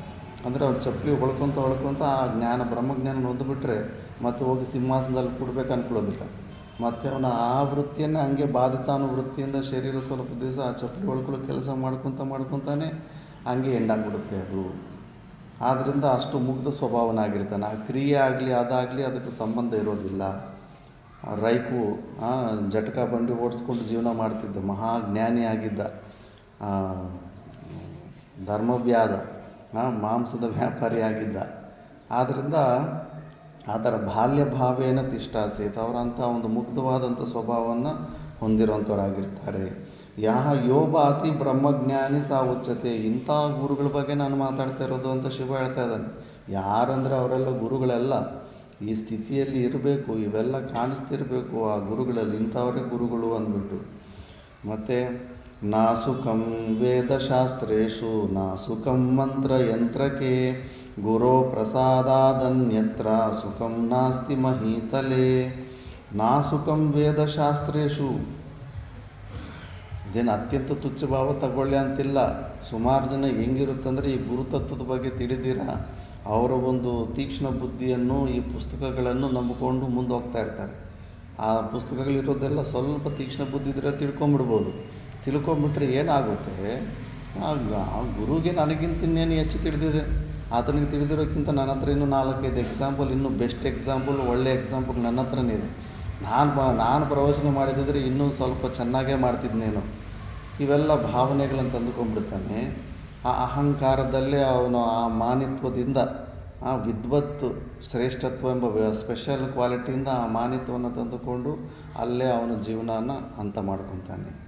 ಒಂದು ಅಹಂಕಾರನ ಸಾಯಿಸ್ಕೊಳ್ಳೋಂಥ ಒಂದು ಮಾರ್ಗನೇ ಅವನ ಜೀವನದಲ್ಲಿ ಬರೋದಿಲ್ಲ. ಮತ್ತು ಇನ್ನೆಲ್ಲ ತಲೆ ಬಗ್ಸೋದಕ್ಕಾಗುತ್ತೆ. ಎದುರುಗಡೆ ಇರೋ ವ್ಯಕ್ತಿಗಿಂತ ನಾನೇ ಬುದ್ಧಿವಂತ, ನಾನೇ ಶ್ರೇಷ್ಠ ಅನ್ನೋ ಭಾವನೆನ ತಂದುಕೊಟ್ಟ ಮೇಲೆ ಅವನು ಎಲ್ಲಾದರೂ ತಲೆ ಬಗ್ಸೋದಕ್ಕಾಗುತ್ತೆ. ಅಂಥ ಅಹಂಕಾರನ ಇಟ್ಕೊಂಡು ಎಲ್ಲಿ ಹೋಗ್ತಾನೆ, ಅದು ಎಲ್ಲಿ ಹೋದರೂ ಕೂಡ ನಿನಗೆ ಅದು ಹಿಂಸೆ ಕೊಡ್ತಾನೆ ಇರುತ್ತೆ ಅದು ಅಹಂಕಾರ.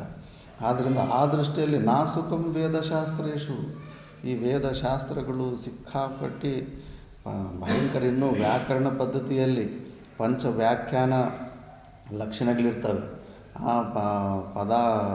ಪದಚ್ಛೇದ ಪದಾರ್ಥೋಕ್ತಿ,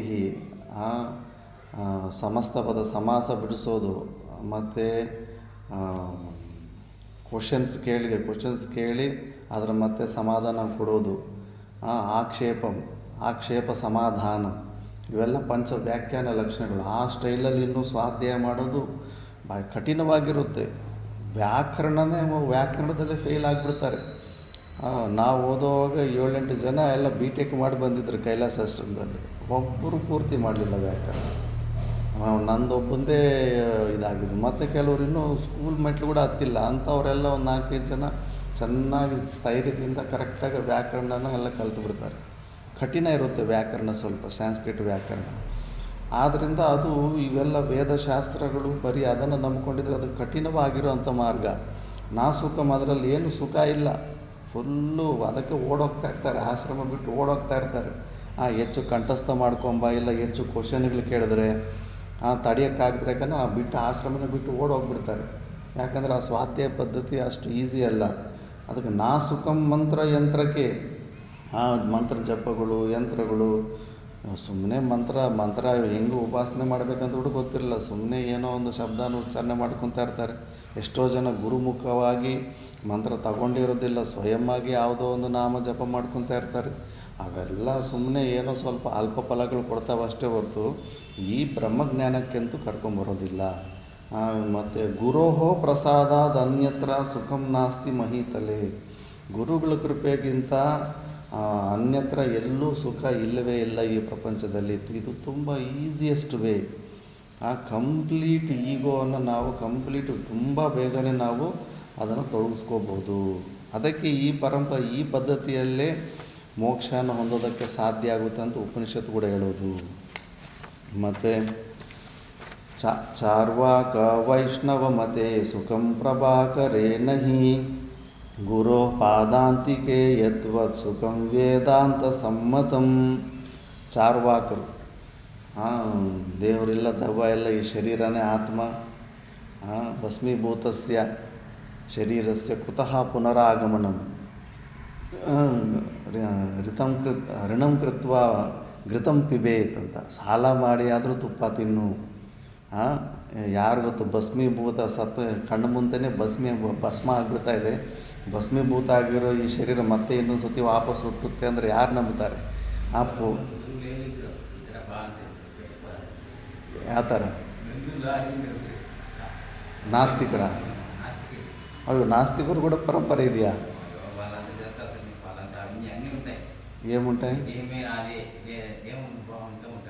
ಹೌದಾ? ಹೌದಾ? ಬೆಂಗಳೂರಲ್ಲಿದೆಯಾ? ಸಂಘ ಕೂಡ ಮಾಡಿಕೊಂಡು ಪರವಾಗಿಲ್ಲ. ಅದಕ್ಕೆ ಇದು ಫೇಮಸ್ ಆಗಿಬಿಟ್ಟಿದೆ. ಈಗಲೂ ಇದೆ, ಆ ಪರಂಪರೆ ಇದೆ. ಆಗಲಿಂದ ಇತ್ತು ಬಿಡು. ಉಪನಿಷತ್ತಲ್ಲೇ ಬರುತ್ತೆ ಇದು. ಚಾರ್ವಾಕರು ವಿರೋಚನನ ರಾಕ್ಷಸರ ಮತ ಅದು.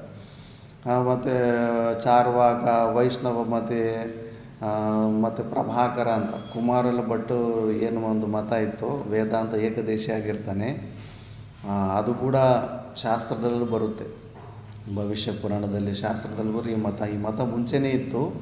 ಆ ಮತನೇ ಇವರು ಮಧ್ಯದಲ್ಲಿ ಆಚಾರ್ಯರು ಬಂದು ಅದನ್ನು ಹೈಲೈಟ್ ಮಾಡ್ತಾ ಇರ್ತಾರೆ. ಬೌದ್ಧರ ಶೂನ್ಯವಾದ ಅದು ಕೂಡ ಮುಂಚೆನೇ ಇತ್ತು ಮತ ಅದು. ಆ ಮತ ಮತ್ತು ಇವರು ಬಂದ ಮೇಲೆ ಅವ್ರ ಶಿಷ್ಯರು ಅದನ್ನು ಹೈಲೈಟ್ ಮಾಡಿದ್ದಾರೆ.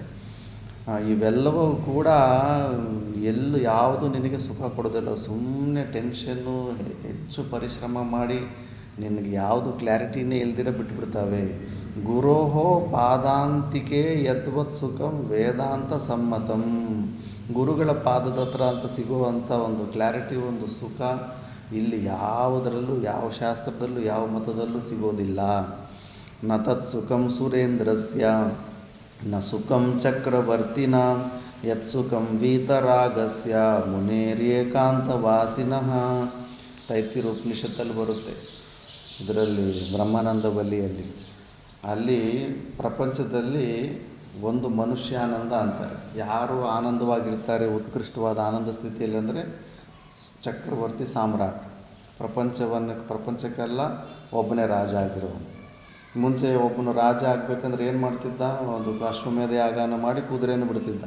ಆ ಕುದುರೆ ಪ್ರಪಂಚ ಎಲ್ಲ ತಿರುಗಿ ಬಂದು ಅದನ್ನು ಯಾರೂ ಕಟ್ಟಾಕಲಿಲ್ಲ ಅಂದರೆ ಅವನಿಗೆ ಯಾರೂ ಶತ್ರುಗಳೇ ಇಲ್ಲ, ಎಲ್ಲ ಸಾಮಂತ ರಾಜರ ಥರನೇ ಸರೆಂಡರ್ ಆಗಿಬಿಟ್ಟಿದ್ದಾರೆ ಅಂತ. ಅಂಥವನ್ನು ಚಕ್ರವರ್ತಿ ಅಂತ ಘೋಷಣೆ ಮಾಡ್ತಾನೆ.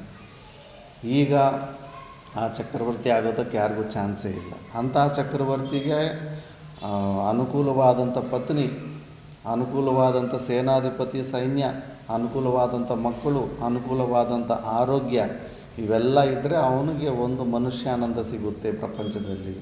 ಇನ್ನು ಮಿಕ್ಕಿದವ್ರದ್ದೆಲ್ಲ ಏನು ಅವ್ರದ್ದೆಲ್ಲ ಅಲ್ಲ, ಜೀವನನೇ ಅಲ್ಲ. ಸುಮ್ಮನೆ ಅವರು ಫೀಲ್ ಆಗ್ತಾರೆ ಬೆಟರ್ ಲೈಫ್ ಅಂತ. ಏನು ಬೆಟರ್ ಲೈಫು? ಪಶುಗಳಿಗಿಂತ ವರಷ್ಟು ಪರಿಶ್ರಮ ಮಾಡಿಕೊಂಡು ಎಲ್ಲೂ ಸುಖ ಅನ್ನೋದು ಇಲ್ಲವೇ ಇಲ್ಲ, ಟ್ರೇಸಸ್ ಅಷ್ಟೇ. ಅಂಥ ಸಾಮ್ರಾಟು ಸ್ವಲ್ಪ ಒಂದು ಮನುಷ್ಯ ಆನಂದ ಹೊಂದುತ್ತಾನೆ. ಆದರೆ ಅಂಥ ಸಾಮ್ರಾಟ್ ಪದವಿ ಕೂಡ ಸಿಕ್ಕಿದಾಗ ಅದನ್ನು ಬೇಡ ಅಂತ ವೈರಾಗ್ಯ ಬಂದವನಿಗೆ ಆ 100 ಮನುಷ್ಯಾನಂದ ಸಿಗುತ್ತೆ ಅಂತ. 100 ಟೈಮ್ಸ್ ಬೆಟರ್ ದ್ಯಾನ್ ಅಂದ್ಬಿಟ್ಟು. ಈಗ ನಚಿಕೇತನಿಗೆ, ಬುದ್ಧ ಭಗವಾನ್ಗೆ, ಅವ್ರಿಗೆಲ್ಲ ಅಂಥದ್ದು ಬರ್ತೆ ಸಿಕ್ಬಿಟ್ಟಿತ್ತು. ಆದರೂ ಕೂಡ ಅದನ್ನು ತಿರಸ್ಕಾರ ಮಾಡಿದ್ದಾರೆ. ಯಾಕಂದರೆ ಅದ್ರ ಮೇಲೆ ವೈರಾಗ್ಯ ತಂದುಕೊಂಡ್ರೆ ಅದ್ರ 100ರಷ್ಟು ಆನಂದ ಸಿಗುತ್ತೆ ಅಂತ. ಮತ್ತು ಹಂಗೆ ಮೇಲ್ಗಡೆ ಗಂಧರ್ವಾನಂದ, ದೇವಾನಂದ, ಸ್ವರ್ಗಾನಂದ ಅಂತ ಹಿಂಗೆ ಇಲ್ಲಿ 100 ಮನುಷ್ಯಾನಂದ ಬಂದು ಒಂದು ಗಂಧರ್ವಾನಂದ ಆಗಿರುತ್ತೆ. ಆ ಒಂದು ಗಂಧರ್ವಾನಂದ ಅವ್ರಿಗೆಲ್ಲ ಸ್ವಾಭಾವಿಕವಾಗಿ ಅನಿಮ ಗರಿಮಾದಿ ಸಿದ್ಧಿಗಳು, ಬ್ರಹ್ಮಜ್ಞಾನ ಎಲ್ಲ ಇನ್ಬಿಲ್ಟ್ ಸಾಫ್ಟ್ವೇರ್ ಇದ್ದಂಗೆ. ವೈರಾಗ್ಯ ಇರೋದಿಲ್ಲ, ಆದ್ದರಿಂದ ಅವರಿಗೆ ಮೋಕ್ಷ ಸಿಗೋದಿಲ್ಲ. ಬಟ್ ಉತ್ಕೃಷ್ಟವಾದಂಥ ಪದವಿ ತುಂಬ ಪವರ್ಫುಲ್ ಆಗಿರ್ತಾರೆ. ಆದರೂ ಕೂಡ ಅಂಥ ಒಂದು ಗಂಧರ್ವ ಆನಂದ ಪದವಿ ಫ್ರೀಯಾಗಿ ಸಿಕ್ಕಿದ್ರೂ ಕೂಡ ಅದನ್ನು ಬೇಡ ಅನ್ನೋ ವೈರಾಗ್ಯ ಯಾರು ತಂದುಕೊಂತಾನೋ ಅವನಿಗೆ ಅದಕ್ಕಿಂತ 100ರಷ್ಟು ಹೆಚ್ಚು ಆನಂದ ಸಿಗುತ್ತೆ ಅಂತ. ಹೀಗೆ ಕಂಪೇರ್ ಮಾಡ್ಕೊಂಡು ಹೋಗಿ ಬ್ರಹ್ಮಾನಂದ ಸಗುಣ ಸಾಕಾರ ರೂಪದಂಥ ಬ್ರಹ್ಮನ ಹೊಂದೋ ಆನಂದ ಹೊಂದೋವನಿಗಿಂತ ಆ ಬ್ರಹ್ಮ ಪದವಿನೇ ಹಿರಣ್ಯ ಗರ್ಭ ಪದವಿ ಏನೀಗ ಹನುಮಂತನು ನೆಕ್ಸ್ಟ್ ಕಲ್ಪಕ್ಕೆ ಆಲ್ರೆಡಿ ಸೆಲೆಕ್ಟ್ ಆಗಿಬಿಟ್ಟಿದ್ದಾನು. ಅಂಥ ಪದವಿ ಸಿಕ್ಕಿದ್ರೂ ಕೂಡ ನನಗೆ ಆ ಪದವಿ ಬೇಡ ಅಂತ ಯಾರಿಗೆ ವೈರಾಗ್ಯ ಬರುತ್ತೋ ಅವನಿಗೆ ಅದಕ್ಕಿಂತ 100ರಷ್ಟು ಆನಂದ ಅಂದ್ಬಿಟ್ಟು, ಮತ್ತು ಆ ಬ್ರಹ್ಮಾನಂದ ಯಾರಿಗೆ ಸಿಗುತ್ತೋ ಅದಕ್ಕಿಂತ ಇನ್ನು ಉತ್ಕೃಷ್ಟವಾದಂಥ ಆನಂದ ಇಲ್ಲವೇ ಇಲ್ಲ. ಸಾ ಕಾಷ್ಟ ಸಾ ಪರಾಗತಿ. ಆದ್ದರಿಂದ ಈ ಜ್ಞಾನ ಜೀವನ್ಮುಕ್ತ ಪುರುಷರು ಅಂಥ ಒಂದು ಬ್ರಹ್ಮಾನಂದನ ಹೊಂದಿರ್ತಾರೆ. ಅದಕ್ಕೆ ಅವರು ಮುಂದುಗಡೆ ನಾತತ್ ಸುಖಂ ಸುರೇಂದ್ರಸೆ, ಇಂದ್ರನ ಸುಖ ಆಗಲಿ, ಚಕ್ರವರ್ತಿ ಸುಖ ಆಗಲಿ, ಇವ್ರದ್ದು ಈ ಸುಖಗಳೆಲ್ಲ ಒಂದು ಲೆಕ್ಕನೇ ಇರೋದಿಲ್ಲ. ಏಕಾಂತವಾಸಿನಃ ಮುನೇಹೇ ವೀತರಾಗಸೆ, ವೈರಾಗ್ಯನ ಹೊಂದಿರುವಂಥ ಏಕಾಂತವಾಸಿಯಾಗಿರುವಂಥ ಮುನಿಗೆ ಅಷ್ಟೊಂದು ಪರಮಾನಂದ ಸಿಗ್ತಾ ಇರುತ್ತೆ ಸ್ವರೂಪದಲ್ಲಿ. ನಿತ್ಯಂ ಬ್ರಹ್ಮರಸಂ ಪೀತ್ವಾ ತೃಪ್ತೋ ಯಃ ಪರಮಾತ್ಮನಿ, ಇಂದ್ರಂಚ ಮನ್ಯತೆ ತುಚ್ಛಂ ನೃಪಾನಾಂ ತತ್ರ ಕಾಕತ. ಡೈಲಿ ಬ್ರಹ್ಮರಸ ಅನ್ನೋ ಕುಡಿತಾ ಇರೋವಂಥ ಯಾರು ಪರಮಾತ್ಮ ಸ್ಥಿತಿಯಲ್ಲಿ ಇರ್ತಾನೋ ಅಂಥವನಿಗೆ ಇಂದ್ರಂಚ ಮನ್ಯತೆ ತುಚ್ಛಂ, ಇಂದ್ರನನ್ನೇ ತುಚ್ಛವಾದ ಪದವಿ ಅಂತ ಅನ್ಕೊತಾನಂತೆ. ಇನ್ನು ಈ ರಾಜಗಳ ನೃಪಾನಾಂ ತತ್ರ ಕಾಕತ, ಈ ರಾಜರ ಬಗ್ಗೆ ಇನ್ನು ಲೆಕ್ಕ ಕೂಡ ತಗೊಳ್ಳೋದೇ ಇಲ್ಲ ಅವ್ರದ್ದು ಅಂದ್ಬಿಟ್ಟು. ಆದ್ದರಿಂದ ಅಂಥ ಉತ್ಕೃಷ್ಟವಾದ ಆನಂದ ಇದನ್ನು ಮನಸ್ಸು ಬುದ್ಧಿಗೆ ನಾವು ಪದೇ ಪದೇ ತೋರಿಸ್ತಾ ಇರಬೇಕು. ನೀನು ಹುಡುಕ್ತಾ ಇರುವಂಥದ್ದು ಎಂಥ ಅಲ್ಟಿಮೇಟ್ ಹ್ಯಾಪಿನೆಸ್ ಅಂದರೆ ಅದು ಈ 14 ಲೋಕಗಳಲ್ಲಿ ಯಾರಿಗೂ ಸಿಗೋದಿಲ್ಲ. ಅದು ಪೂರ್ಣವಾದಂಥ ಆನಂದ. ಮತ್ತು ಅಂಥ ಸ್ಥಿತಿಯನ್ನು ಹೊಂದಬೇಕಂತ ಯಾರಿಗಿಷ್ಟ ಇಲ್ಲ.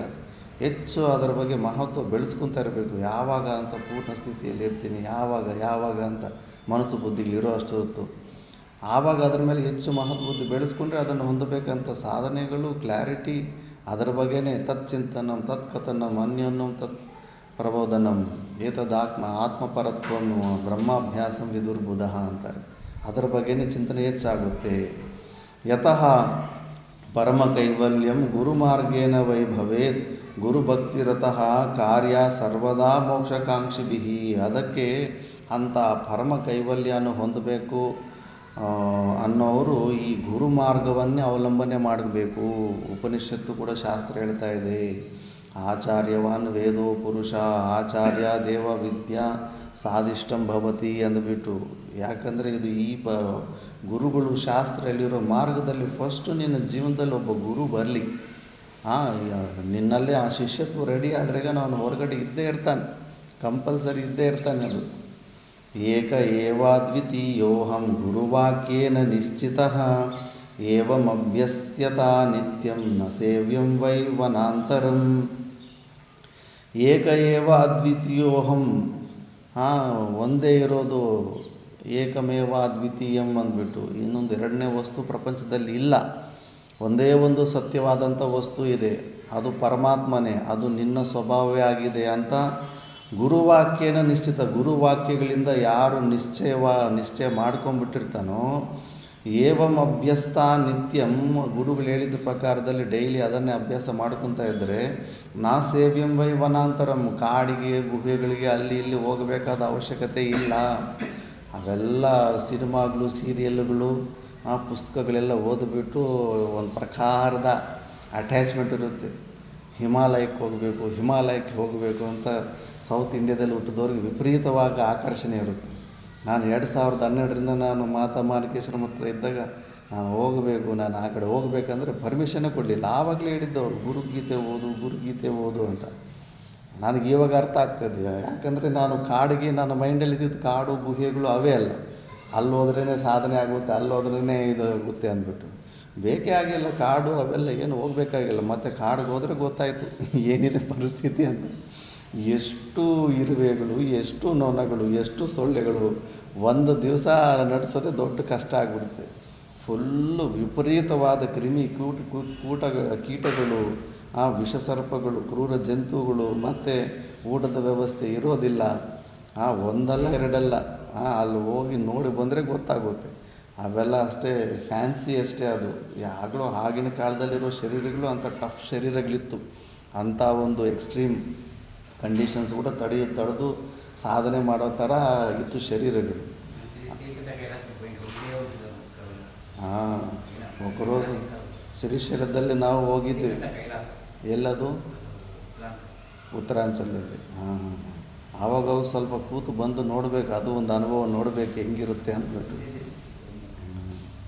ಏನಾಗೋದಿಲ್ಲ, ಬರೀ ತೊಂದರೆಗಳೇ ಹೆಚ್ಚಾಗ್ತಾ ಇರುತ್ತೆ. ಈ ಉಪದೇಶ ಇವೆಲ್ಲ ತಗೊಂಡ ಮೇಲೆ ಬೇಕಾದರೆ ಸ್ವಲ್ಪ ಏನಾದರೂ ಸ್ವಲ್ಪ ಸಾಧನೆ ಮಾಡ್ಕೊಂಡಿರೋಷ್ಟು ಸಾಮರ್ಥ್ಯ ಇರುತ್ತೇನೋ. ಇವೆಲ್ಲ ಏನು ಸರಿಯಾಗಿ ಶ್ರವಣದ ಪಾರ್ಟ್ ಪೂರ್ತಿ ಆಗಲಿಲ್ಲ ಅಂದರೆ ಅವನು ಏನು ಕೂತ್ಕೊಳ್ಳೋಕ್ಕಾಗೋದಿಲ್ಲ. ಸುಮ್ಮನೆ ಜನರನ್ನ ಮೋಸ ಮಾಡ್ಬೋದು ಅಷ್ಟೇ, ದೊಡ್ಡ ತಪಸ್ವಿ ಅಂತ. ನಾವು ಕದಲಿ ವನಕ್ಕೆ ಹೊರಟೋಗಿದ್ವಿ ಶ್ರೀಶೈಲದಲ್ಲಿ, ಕಾಡಿಗೆ. ಅಲ್ಲಿ ಆಶ್ರಮದಲ್ಲಿ 1 ವರ್ಷ ಇದ್ದು ಮತ್ತೆ ಹಂಗೆ ಕಾಡಿಗೆ ಹೋಗ್ಬಿಟ್ಟು ಗುಹೆಯಲ್ಲಿದ್ದೆ. ಏನು ತಗೊಂಡೋಗಿಲ್ಲ, ಮೇಲ್ಗಡೆ ಒಂದು ಬಟ್ಟೆ ಕೆಳಗಡೆ ಒಂದು ಬಟ್ಟೆ. ವಿಚಿತ್ರ ಏನಾಯ್ತಂದರೆ ಅಲ್ಲಿ ಬ್ಲ್ಯಾಕ್ ಕಲರ್ ಕೋತಿ ಇರ್ತವಲ್ಲ, ದೊಡ್ಡ ಕೋತಿಗಳು, ಅವು ಭಲೇ ಚೇಷ್ಟೆ ಮಾಡ್ತಾರೆ. ಆ ಬಟ್ಟೆ ಹಿಂಡಿಬಿಟ್ಟು ಒಣಗಾಕೋದಕ್ಕೆ ಹಾಕ್ಬಿಟ್ರೆ ಆ ಬಟ್ಟೆನ ತೊಗೊಂಡು ಮೇಲ್ಗಡೆ ಮರಕ್ಕೆ ಹತ್ಬಿಡ್ತಾರೆ. ಒಂದು ದಿವಸ ಮೇಲ್ಗಡೆ ಇರೋ ಬಟ್ಟೆ ಹೋಯಿತು, ಅದು ಮೇಲ್ಗಡೆ ಹೋಗಿ ಕಚ್ಚಿ ಎಲ್ಲ ಹರಿದುಬಿಟ್ಟು ಎಂಥ ಜಾಗದಲ್ಲಿ ಹೋಗಿಡ್ತಾವೆ ಅಂದರೆ ಮರ ಹತ್ತು ಕೂಡ ಅದನ್ನು ತಗೊಳ್ಳೋದಕ್ಕಾಗೋದಿಲ್ಲ. ಒಂದು ದಿವಸ ಅದು ಮೇಲೇದು ಹೋಯಿತು, ಇನ್ನೊಂದು ದಿವಸ ಕೆಳಗಡೆದು ಬಟ್ಟೆ ಹಂಗೆ ಮಾಡಿಬಿಟ್ಟು. ಇನ್ನು ಬಟ್ಟೆನೂ ಇಲ್ಲ, ಬರೀ ದಿಗಂಬರವಾಗೇ ಇದ್ವಿ. ದಿಗಂಬರವಾಗಿದ್ದರೆ ನಮಗಿನ್ನೂ ಏನೂ ಗತಿ ಇಲ್ಲ, ಏನೂ ಇಲ್ಲ, ಧ್ಯಾನನೂ ಸರಿಯಾಗಿ ಆಗ್ತಾಯಿಲ್ಲ, ಇನ್ನೂ ಏನೂ ಕಲಿತಾ ಇಲ್ಲ ಅಂತ ನಾವು ಚಿಂತೆಯಲ್ಲಿ ನಾವು ಮೌನ ಹೊಂದಿದ್ವಿ. ಟೆನ್ಷನಲ್ಲಿ ನಾವು ಇರ್ತೀವಿ. ಹೊರಗಡೆ ಪ್ರಪಂಚ ಎಷ್ಟು ಪ್ರಚಾರ ಮಾಡಿಬಿಟ್ಟಿತ್ತಂದರೆ, ಅಲ್ಲಿ ಯಾರೊಬ್ಬ ಸಿದ್ಧ ಪುರುಷ ಇದ್ದಾನೆ, ಹಗಲೊತ್ತೆಲ್ಲ ಗುಹೆ ಒಳಗಡೆ ಇರ್ತಾನೆ, ಒಂದೇ ಸತಿ ಹೊರಗಡೆ ಬರ್ತಾನೆ, ಯಾರ ಜೊತೆನೂ ಮಾತಾಡೋದಿಲ್ಲ, ದಿಗಂಬರ ಯೋಗಿ ಅಂದ್ಬಿಟ್ಟಿದ್ದನು ಫುಲ್ಲು ಪ್ರಚಾರ ಆಗಿಬಿಟ್ಟಿದೆ. ಪ್ರಚಾರ ಆಗಿಬಿಟ್ರೆ ಮತ್ತು ನಮ್ಮನ್ನು ನೋಡೋದಕ್ಕೆ ಬರ್ತಾವ್ರಿ ಮಂದಿ. ಅಲ್ಲಿ ಮಹಾರಾಷ್ಟ್ರದಿಂದ ಒಂದು ಸತಿ 250 ಜನ ಬಂದಿದ್ದಾರೆ. ಬಂದುಬಿಟ್ಟಿದ್ದನು ಅಲ್ಲಿ ಗೇಟ್ ಇಲ್ಲ ಅಂದರೆ ದತ್ತಾತ್ರೇಯನ ಫೋಟೋನೇ ಒಂದು ಫ್ಲೆಕ್ಸಿ ಥರ ಯಾರಿದ್ದರೆ ಅದನ್ನು ಅಡ್ಡ ಇಟ್ಕೊಂಡಿದ್ದೆ ಕಾಡಲ್ಲಿ. ಇಟ್ಕೊಂಡಿದ್ರೆ ಅಲ್ಲೇ ಆ ಫೋಟೋಗೆ ಪೂಜೆ ಮಾಡಿಬಿಟ್ಟು ಇನ್ನು ದೊಡ್ಡ ಹಲ್ಲ ಎಲ್ಲ ಮಾಡ್ತಾಯಿದ್ದಾರೆ. ನಮ್ಮ ಪರಿಸ್ಥಿತಿ ಬೇರಿದೆ, ನಮಗೇನು ಸಿಕ್ಕೇ ಇಲ್ಲ, ಏನೂ ಆಗೇ ಇಲ್ಲ ಅಂತ ನಮಗೆ ಗೊತ್ತು. ಹೊರಗಡೆ ಅವರು ಹಂಗೆ ಪ್ರಚಾರಗಳು ಅದು ಇದು ಮಾಡಿಬಿಟ್ಟು ದೊಡ್ಡ ಗುರುಗಳು ಮಾಡಿಬಿಡ್ತಾರೆ. ಹುಚ್ಚರು ಇದೆಲ್ಲ ಗೊತ್ತಿಲ್ದಂಗೆ ಯಾರಾದರೂ ಡಾಂಬಿಕನಾಗಿದ್ರಾಗ ಅಲ್ಲೇ ದೇವರಾಗ್ಬಿಡ್ತಾ ಇದ್ದೆ. ಇನ್ನೊಬ್ಬ ಯಾರೋ ಒಬ್ಬ ದೊಡ್ಡ ಗುರು ಸೆಲ್ಫ್ ಕ್ರಿಯೇಟೆಡ್ ಗುರು ಆಗಿಬಿಡ್ತಾಯಿದ್ದ. ಜನರಿಗೆ ನಾರ್ಮಲ್ ಆಗಿದ್ದರೆ ಗುರು ಅಂತ ಸ್ವೀಕಾರ ಮಾಡಲ್ಲ, ಸ್ವಲ್ಪ ಡಿಫ್ರೆಂಟಾಗಿರಬೇಕು. ಸ್ವಲ್ಪ ದೂರ ಇರು, ಗುಹೆಯಲ್ಲಿರು, ದಿಗಂಬರವಾಗಿರು, ಇಲ್ಲ ಒಂದು ಸ್ವಲ್ಪ ವಿಚಿತ್ರವಾದ ಚೇಷ್ಟೆ ಮಾಡು. ಆವಾಗ ಈತ ಏನೋ ಸ್ಪೆಷಾಲಿಟಿ ಇದೆ, ಈತನಲ್ಲಿ ಏನೋ ಬರುತ್ತೆ. ಇದರಿಂದ ನಿಮ್ಗೆ ಆತ್ಯಂತಿಕ ದುಃಖ ನಿವೃತ್ತಿ ಏನಾದರೂ ಆಯಿತಾ ಅಂದರೆ ಅದಿಲ್ಲ. ಆ ಪ್ರಶ್ನೆಗೆ ಸಮಾಧಾನ ಇಲ್ಲ. ಆ ಗುರು ಅಷ್ಟು ಗ್ರೇಟು, ಅಷ್ಟು ದೊಡ್ಡವನು, ಇಷ್ಟು ದೊಡ್ಡವನು, ಮತ್ತು ಅಷ್ಟು ದೊಡ್ಡ ಗುರು ಹತ್ರ ಹೋಗಿ ನಿನ್ನದು ಎಷ್ಟು ಪರ್ಸೆಂಟೇಜ್ ದುಃಖ ಕಳ್ಕೊಂಬಿಟ್ಟೆ, ಎಷ್ಟು ಪರ್ಸೆಂಟೇಜ್ ಆನಂದ ಹೆಚ್ಚಾಯ್ತಂದರೆ ಅಲ್ಲಿ ಏನು ಸಮಾಧಾನ ಇಲ್ಲ. ಸುಮ್ಮನೆ ಎಲ್ಲರೂ ಜೈ ಜೈ ಅಂದರೆ ನೀನು ಜೈ ಜೈ ಅಂತಿದ್ದೀಯ, ಅದರಿಂದ ಪ್ರಯೋಜನ ಏನು? ನಿನಗೆ ಬಂದ ಪ್ರಯೋಜನ ಏನು? ಅದನ್ನು ನೀನು ಯೋಚನೆ ಮಾಡ್ತಾ ಇಲ್ಲ. ಅದಕ್ಕೆ ಜ್ಞಾನಿ ಗುರುಗಳಂದರೆ ಇಲ್ಲಿ ಲೆಕ್ಕ ಇಲ್ಲ. ಚಮತ್ಕಾರಗಳು, ಸ್ವಲ್ಪ ಡಿಫ್ರೆಂಟ್ ಚೇಷ್ಟೆಗಳು, ವಿಚಿತ್ರವಾಗಿ ಸ್ವಲ್ಪ ಏನಾದರೂ ಮಾಡಿದ್ರೆ ಆವಾಗ ನೀನು ಬೇಗ ಫೇಮಸ್ ಮಾಡಿಬಿಡ್ತಾರೆ. ಅಷ್ಟೇ ಹೊರತು ಕಾಡುಗಳಲ್ಲಿ ಏನು ಆಗೋದಿಲ್ಲ. ದಿಗಂಬರ ಅಂದರೆ ಏನೋ ಎಲ್ಲ ಆರಾಮಾಗಿರ್ಬೋದು ಅನ್ಕೊತಾರೆ. ಎಲ್ಲೂ ಕೂತ್ಕೊಂಡ್ರು ಮುಳ್ಳು ಚುಚ್ತಾ ಇರ್ತವೆ. ಎಲ್ಲೂ ಕಾಡಲ್ಲಿ ಎಲ್ಲೂ ಒಂದು ಜಾಗದಲ್ಲಿ ಕೂಡೋದಕ್ಕಾಗೋದಿಲ್ಲ. ಮರದಲ್ಲಿರೋ ಎಲೆ ಕಿತ್ಕೊಂಡು ಕೆಳಗಡೆ ಸ್ವಲ್ಪ ಆಸನ ಹಾಕ್ಕೊಂಡು ಕೂತ್ಕೋಬೇಕು. ಅಷ್ಟು ಎಲ್ಲ ಈ ಶರೀರಗಳೆಲ್ಲ ಸೊಫಿಸ್ಟಿಕೇಟೆಡ್ ಆಗಿ ಬೆಳೆದಿರೋಂಥ ಶರೀರಗಳು ಕಾಡಿಗೆ ಎಲ್ಲೂ ಸೂಟ್ ಆಗ್ತಾವೆ ಅವೆಲ್ಲ.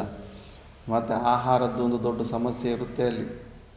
ಅವರೆಲ್ಲ ಬಂದು ದೇವರಂತ ಪೂಜೆ ಮಾಡಿ ಒಳ್ಳೆ ಬಜ್ಜಿಗಳು ಅವು ಇವು ಎಲ್ಲ ಅಡುಗೆಗಳು ಮಾಡ್ಕೊತಿದ್ರೆ ಆ ಸ್ಮೆಲ್ಗೆ ಸತ್ತೋಗ್ತಿದ್ದೆ ನಾನು. ಇವರು ಹೊರಗಡೆ ಹೋಗಿ ಕೇಳೋಂಗಿಲ್ಲ, ಏನಿಲ್ಲ.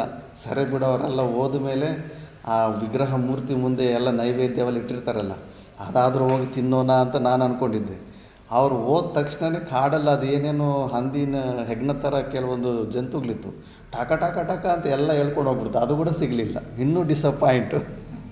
ಜಿಹ್ವಾ ಎಷ್ಟು ವರಸ್ಟ್ ಅನ್ನೋದು ಹಂಗೆ ಬಿಟ್ಟು ನೋಡಿದಾಗ ಗೊತ್ತಾಗುತ್ತೆ. ಎಷ್ಟು ಸಿಕ್ಕಾಕೊಂಬಿಟ್ಟಿದ್ದೀವಿ ಇಂದ್ರಿಯಗಳಲ್ಲಿ. ಆ ಇಂದ್ರಿಯ ವಿಜಯ ಅನ್ನೋದು ಇನ್ನೂ ಒಂದೇ ಇಲ್ಲ ಅನ್ನೋದು. ಇವೆಲ್ಲ ಇರ್ತವೆ ಕಾಡಲ್ಲಿ ಹೋದರೆ, ಸ್ಟೋರಿಗಳು ಬೇರೆ ಇರ್ತವೆ. ಸಿನಿಮಾ ಸೀರಿಯಲ್ಗಳಲ್ಲಿ ನೋಡ್ದಂಗೆ ನೀಟಾಗಿ ಒಂದು ಪರ್ಣಕುಟಿ ತೋರಿಸ್ತಾರೆ, ಸುತ್ತಮುತ್ತ ಎಲ್ಲ ಹೂವಿನ ಗಿಡ ತೋರಿಸ್ತಾರೆ, ಶಾಂತವಾಗಿ ಪ್ರಶಾಂತವಾಗಿ ಧ್ಯಾನ ಮಾಡ್ತಿದ್ದಂಗೆ ಹಂಗಿರೋದಿಲ್ಲ ಕತೆ. ಅದಕ್ಕೆ ಫಸ್ಟು ಗುರುಗಳ ಹತ್ರ ಹೋಗಿ ಉಪದೇಶ ಅದು ಇದು ಎಲ್ಲ ಇದು ಮಾಡಿದ ಮೇಲೆ ಅಂಥ ಒಂದು ಸ್ಥಿತಿಗೆ ನೀನು ಸೇರ್ಕೋಬೋದು. ಇಲ್ಲ ಅಂದರೆ ಕಾಡಿಗೆ ಹೋಗಬೇಕಾದ ಅವಶ್ಯಕತೆಯೇ ಇಲ್ಲ.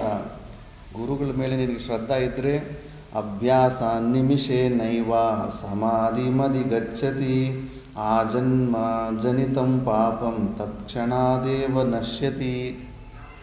ಗುರುಗಳು ಹೇಳಿದ ಪ್ರಕಾರದಲ್ಲಿ ನೀನು ಅಭ್ಯಾಸ ಮಾಡಿಕೊಂಡ್ರೆ ನಿಮಿಷೇನ ಏವ ಸಮಾಧಿ ಮದಿ ಗಚ್ಚತಿ, ಅರ್ಧ ಸೆಕೆಂಡಲ್ಲಿ ನೀನು ಸಮಾಧಿ ಸ್ಥಿತಿಗೆ ಹೋಗ್ಬೋದು. ಜನಕ ಮಹಾರಾಜನಿಗೆ ಅಷ್ಟವಕ್ರನ್ನ ಕರ್ಕೊಂಡು ಹೋಗಲಿಲ್ವ, ಕಂಪ್ಲೀಟ್ ಸರೆಂಡ್ರ್ ಆಗಿಬಿಟ್ಟಿದ್ದ. ಅಂಥ ಸರೆಂಡ್ರ್ನೆಸ್ಸು ಎಲ್ಲ ಆಗುತ್ತೆ. ಇನ್ನು ಎಷ್ಟು ವಸ್ತುಗಳನ್ನು ಇಟ್ಕೊಂಡಿದ್ದೀವಿ, ಇದು ನನ್ನದು ಅಂದ್ಬಿಟ್ಟು ಗುರುಗಳಿಗೆ ಕೊಡೋದಕ್ಕಾಗುತ್ತಾ? ನಿಮ್ಮ ಆಸ್ತಿಗಳೆಲ್ಲ ಹೋಗ್ಬಿಟ್ಟು ಗುರುಗಳ ಕೈ ಕೊಟ್ಬಿಡ್ತೀರಾ? ಆಗೋದಿಲ್ಲ. ಕಂಪ್ಲೀಟ್ ಸರೆಂಡರ್ನೆಸ್ ಇದ್ದಾಗಲೇ ಅವ ಅಹಂಕಾರನ ತೆಕ್ಕೊಡೋದಕ್ಕಾಗುತ್ತೆ. ಅದಕ್ಕೆ ಗುರು ಹೇಳಿದ ಪ್ರಕಾರದಲ್ಲಿ ನೀನು ಅಭ್ಯಾಸ ಮಾಡಿದ್ರೆ ನಿನಗೆ ಅರ್ಧ ಸೆಕೆಂಡಲ್ಲಿ ಆ ಸಮಾಧಿ ಸ್ಥಿತಿ. ಮತ್ತು ಆ ಜನ್ಮ ಜನಿತಂ ಪಾಪಂ, ನಾನು ಪಾಪಿ ಅಂತ ಅನ್ಕೊತಾ ಇದೆಯಲ್ಲ, ಪಾಪಗಳು ಮಾಡೇ ಇದ್ದೀವಿ, ರೋಗದ ರೂಪದಲ್ಲೇ ಬರ್ತವೆ. ಪೂರ್ವಜನ್ಮಕೃತಂ ಪಾಪಂ ವ್ಯಾಧಿ ರೂಪೇಣ ಸಂಸ್ಥೆಯ. ಯಾರಿಗೇ ಆಗಲಿ, ರಾಮಕೃಷ್ಣ ಪರಮಹಂಸರಿಗೆ ಆಗಲಿ ಯಾರಿಗೇ ಆಗಲಿ, ಅನಾರೋಗ್ಯ ಅನ್ನೋದು ಪೂರ್ವಜನ್ಮದ್ದು ಪಾಪದ ಫಲವೇ ಆಗಿರುತ್ತೆ. ಈ ಜನ್ಮದಲ್ಲಿ ಅವೆಲ್ಲ ನಿಮಿತ್ತ ಕಾರಣಗಳಷ್ಟೇ. ರೋಗದ ಕಾರಣಗಳೇನೆಲ್ಲ ನಾವು ಕಾಣ್ತಾ ಇದ್ದೀವೋ ಅದು ಪೂರ್ವಜನ್ಮದ್ದು. ಮತ್ತು ಪ್ರತಿಯೊಬ್ಬನು ನಾನು ಪಾಪಿ, ನಾನು ಅಜ್ಞಾನಿ ಅಂತ ಮುದ್ರೆ ಹಾಕ್ಕೊಂಡಿದ್ದೀಯಲ್ಲ, ಸಂಚಿತ ಕರ್ಮಗಳಲ್ಲಿ ಎಷ್ಟೇ ಪಾಪ ಇದ್ದರೂ ಕೂಡ ಆ ಜನ್ಮ ಜನಿತಂ ಪಾಪಂ, ನಿನ್ನ ಸ್ಟಾರ್ಟಿಂಗಿಂದ ಹಿಡಿದು ಇಲ್ಲಿ ತನಕ ಏನೇನು ಪಾಪಗಳಿದ್ದೆವೋ ತತ್ಕ್ಷಣಾದೇವ ನಶ್ಯತಿ, ಒಂದು ಕ್ಷಣದಲ್ಲೇ ಅದನ್ನೆಲ್ಲ ಭಸ್ಮ ಮಾಡಿಸ್ಬಿಡ್ತಾನೆ ಗುರುದೇವರು. ಯಾಕಂದರೆ ಸ್ವರೂಪ ಜ್ಞಾನ ಬಂದ ಮೇಲೆ ಇನ್ನೇನು ಮತ್ತೆ ಪುಣ್ಯ ಪಾಪ ಏನು ಮಾಡುತ್ತೆ? ಸ್ವಪ್ನದಲ್ಲಿ ಎಷ್ಟು ಪುಣ್ಯಕರ್ಮಗಳು, 4-5 ಡ್ಯಾಮ್ ಕಟ್ಟಿಸಿದ್ದೆ ನಾನು ಸ್ವಪ್ನದಲ್ಲಿ. ಎಷ್ಟು ದೊಡ್ಡ ಪುಣ್ಯಕರ್ಮಗಳು ಮಾಡಿದ್ದೆ. ಪಾಪಕರ್ಮಗಳು ಅವ್ರನ್ನೋ ಇವನ್ನ ಯಾರನ್ನೋ ಸಾಯಿಸಿರ್ತೀವಿ. ಅವೆಲ್ಲ ಇವಾಗ ಏನಾದ್ರು ರಿಸಲ್ಟ್ ಕೊಡ್ತಾ ಇದ್ದಾವ? ಸ್ವಪ್ನದಲ್ಲಿ ಮಾಡಿರೋ ಪುಣ್ಯ ಕರ್ಮದ ಈಗ ಜಾಗೃತ ಅವಸ್ಥೆ ಏನಾದರೂ ರಿಸಲ್ಟ್ ಕೊಡ್ತಾ ಇದೆ? ಇಲ್ಲ. ಆ ಅವಸ್ಥೆಯಲ್ಲಿ ಇದ್ದಾಗ ಮಾತ್ರನೇ. ಅದಕ್ಕೆ ಈ ಅವಸ್ಥೆಯಿಂದ ಒಂದು ಸತಿ ಪಾರಮಾರ್ಥಿಕ ಸತ್ವದಲ್ಲಿ ಎದ್ದು ಬಿಟ್ಟರೆ ಪುಣ್ಯ ಪಾಪ ಏನೂ ಇಲ್ಲ. ನಿರ್ವಾಣ ಷಟ್ಕಂ ನ ಪುಣ್ಯಂ ನ ಪಾಪಂ ಅಂತ ಭಾಷಿಕಾರ ಭಗವಾನ್ ಹೇಳಿ, ಚಿದಾನಂದ ರೂಪ ಶಿವೋಹಂ ಶಿವೋಹಂ ಅಂದ್ಬಿಟ್ಟು. ಅದಕ್ಕೆ ಆ ಸ್ವರೂಪದಲ್ಲಿ ನಿಲ್ಲಿಸ್ಬಿಡ್ತಾನೆ ಗುರುದೇವರು. ಎಲ್ಲ ಪಾಪಗಳು ತೊಡೆದುಬಿಟ್ಟು ಒಂದೇ ಕ್ಷಣದಲ್ಲಿ ಅಂಥ ಸ್ಥಿತಿಗೆ ಕರ್ಕೊಂಡು ಹೋಗ್ಬಿಡ್ತಾನೆ. ಕಿಮಾ ವಾಹನಮವ್ಯಕ್ತೈ ವ್ಯಾಪಕಂ ಕಿಂ ವಿಸರ್ಜನಂ ಅಮೂರ್ತೌ ಚ ಕಥಂ ಪೂಜಾ ಕಥಂ ಧ್ಯಾನಂ ನಿರಾಮಯೇ. ಕಿಂ ಆವಾಹ, ಮತ್ತೆ ಈಗ ಇದು ಸಗುಣ ಸಾಕಾರ ರೂಪನ ತಿರಸ್ಕಾರ ಮಾಡ್ದಂಗಲ್ಲ, ನಾವು ಎಲ್ಲೆಲ್ಲಿ ಸಿಕ್ಕಾಕೊಂಡ್ಬಿಟ್ಟಿರ್ತೀವೋ ಅಲ್ಲಿಂದ ಸಗುಣ ಸಾಕಾರ ರೂಪದಿಂದ ಕೂಡ ಬೆಳೆದು ಇಲ್ಲಿ ನಿರ್ಗುಣ ನಿರಾಕಾರ ತನಕ ಬರಬೇಕು. ಇಲ್ಲ ಅಲ್ಲಿ ಓವರ್ ಅಟ್ಯಾಚ್ಮೆಂಟ್, ಅಲ್ಲೊಂದು ಜಿದ್ದಿತನ ಇಟ್ಕೊಂಡ್ಬಿಡ್ತೀವಿ, ಅದರಲ್ಲೇ ಇರೋದಂಥದ್ದು. ಅದಕ್ಕೆ ಅದನ್ನು ತೆಗೆಸೋದಕ್ಕೆ ಭಾಷಿಕಾರ ಭಗವಂತರು ಕೂಡ ಪರಾಪೂಜದಲ್ಲಿ ಇದೇ ಮಾತುಗಳನ್ನೇ ಅಂತಾರೆ. ಏನಪ್ಪ ನೀನು ಆ ಪೂಜೆ ಈ ಪೂಜೆ, ಆ ಮೂರ್ತಿ ಈ ಮೂರ್ತಿ, ಆ ದೇವರು ಈ ದೇವರು ಅಂತ ಇಟ್ಕೊಂಡಿದ್ದೀಯಾ? ಕಿಂ ಆವಾಹನಂ ಅವ್ಯಕ್ತೈ, ಅವ್ಯಕ್ತವಾದಂಥ ನಿರ್ಗುಣ ನಿರಾಕಾರ ಸ್ವರೂಪನ ನೀನು ಎಲ್ಲ ಆವಾಹನೆ ಮಾಡ್ತಾ ಇದೀಯ? ದತ್ತಾತ್ರೇಯ ಭಗವಾನ್ ಹೇಳಿದ್ದಾನೆ, ಅಯ್ಯೋ ಅಪ್ಪ ಪರಮಾತ್ಮ, 3 ತಪ್ಪುಗಳನ್ನು ನೀನು ಯಾವಾಗಲೂ ಕ್ಷಮಿಸಿಬಿಡಪ್ಪ ಅಂದ್ಬಿಟ್ಟು. ಯಾಕಂದರೆ ಗತ್ಯ ತವ ವ್ಯಾಪಕತಾ ಹತಾತೆ, ಅಲ್ಲಿ ಇಲ್ಲಿ ತೀರ್ಥಾಟನೆ ಹೋಗಿ ನಿನ್ನ ದರ್ಶನಕ್ಕೆ ಅಲ್ಲಿ ಇಲ್ಲಿ ಹೋಗ್ತಾ ಇರ್ತೀನಿ. ಅದರಿಂದ ನಿನ್ನ ಒಂದು ವ್ಯಾಪಕ ತತ್ವವನ್ನೇ ನಾನು ಸಾಯಿಸಿಬಿಡ್ತಾ ಇದ್ದೀನಿ. ನೀನು ಎಲ್ಲ ಪ್ರತಿಯೊಂದು ಜಾಗದಲ್ಲೂ ಕಣಕಣದಲ್ಲೂ ಇದೆಯಾ, ನಾನು ಮಾತ್ರ ಶ್ರೀಶೈಲದಲ್ಲೇ ಇದ್ದೀಯಾ, ಇಲ್ಲಿ ಧರ್ಮಸ್ಥಳದಲ್ಲೇ ಇದ್ದೀಯಾ ಅಂದ್ಬಿಟ್ಟು ನಾನು ಈ ಥರ ನಿನ್ನನ್ನು ಒಂದು ಜಾಗಕ್ಕೆ ಸೀಮಿತ ಲಿಮಿಟೆಡ್ ಮಾಡಿಬಿಡ್ತಾ ಇದ್ದೀನಿ. ಆದ್ದರಿಂದ ಇದೊಂದು ತಪ್ಪು ನಂದು.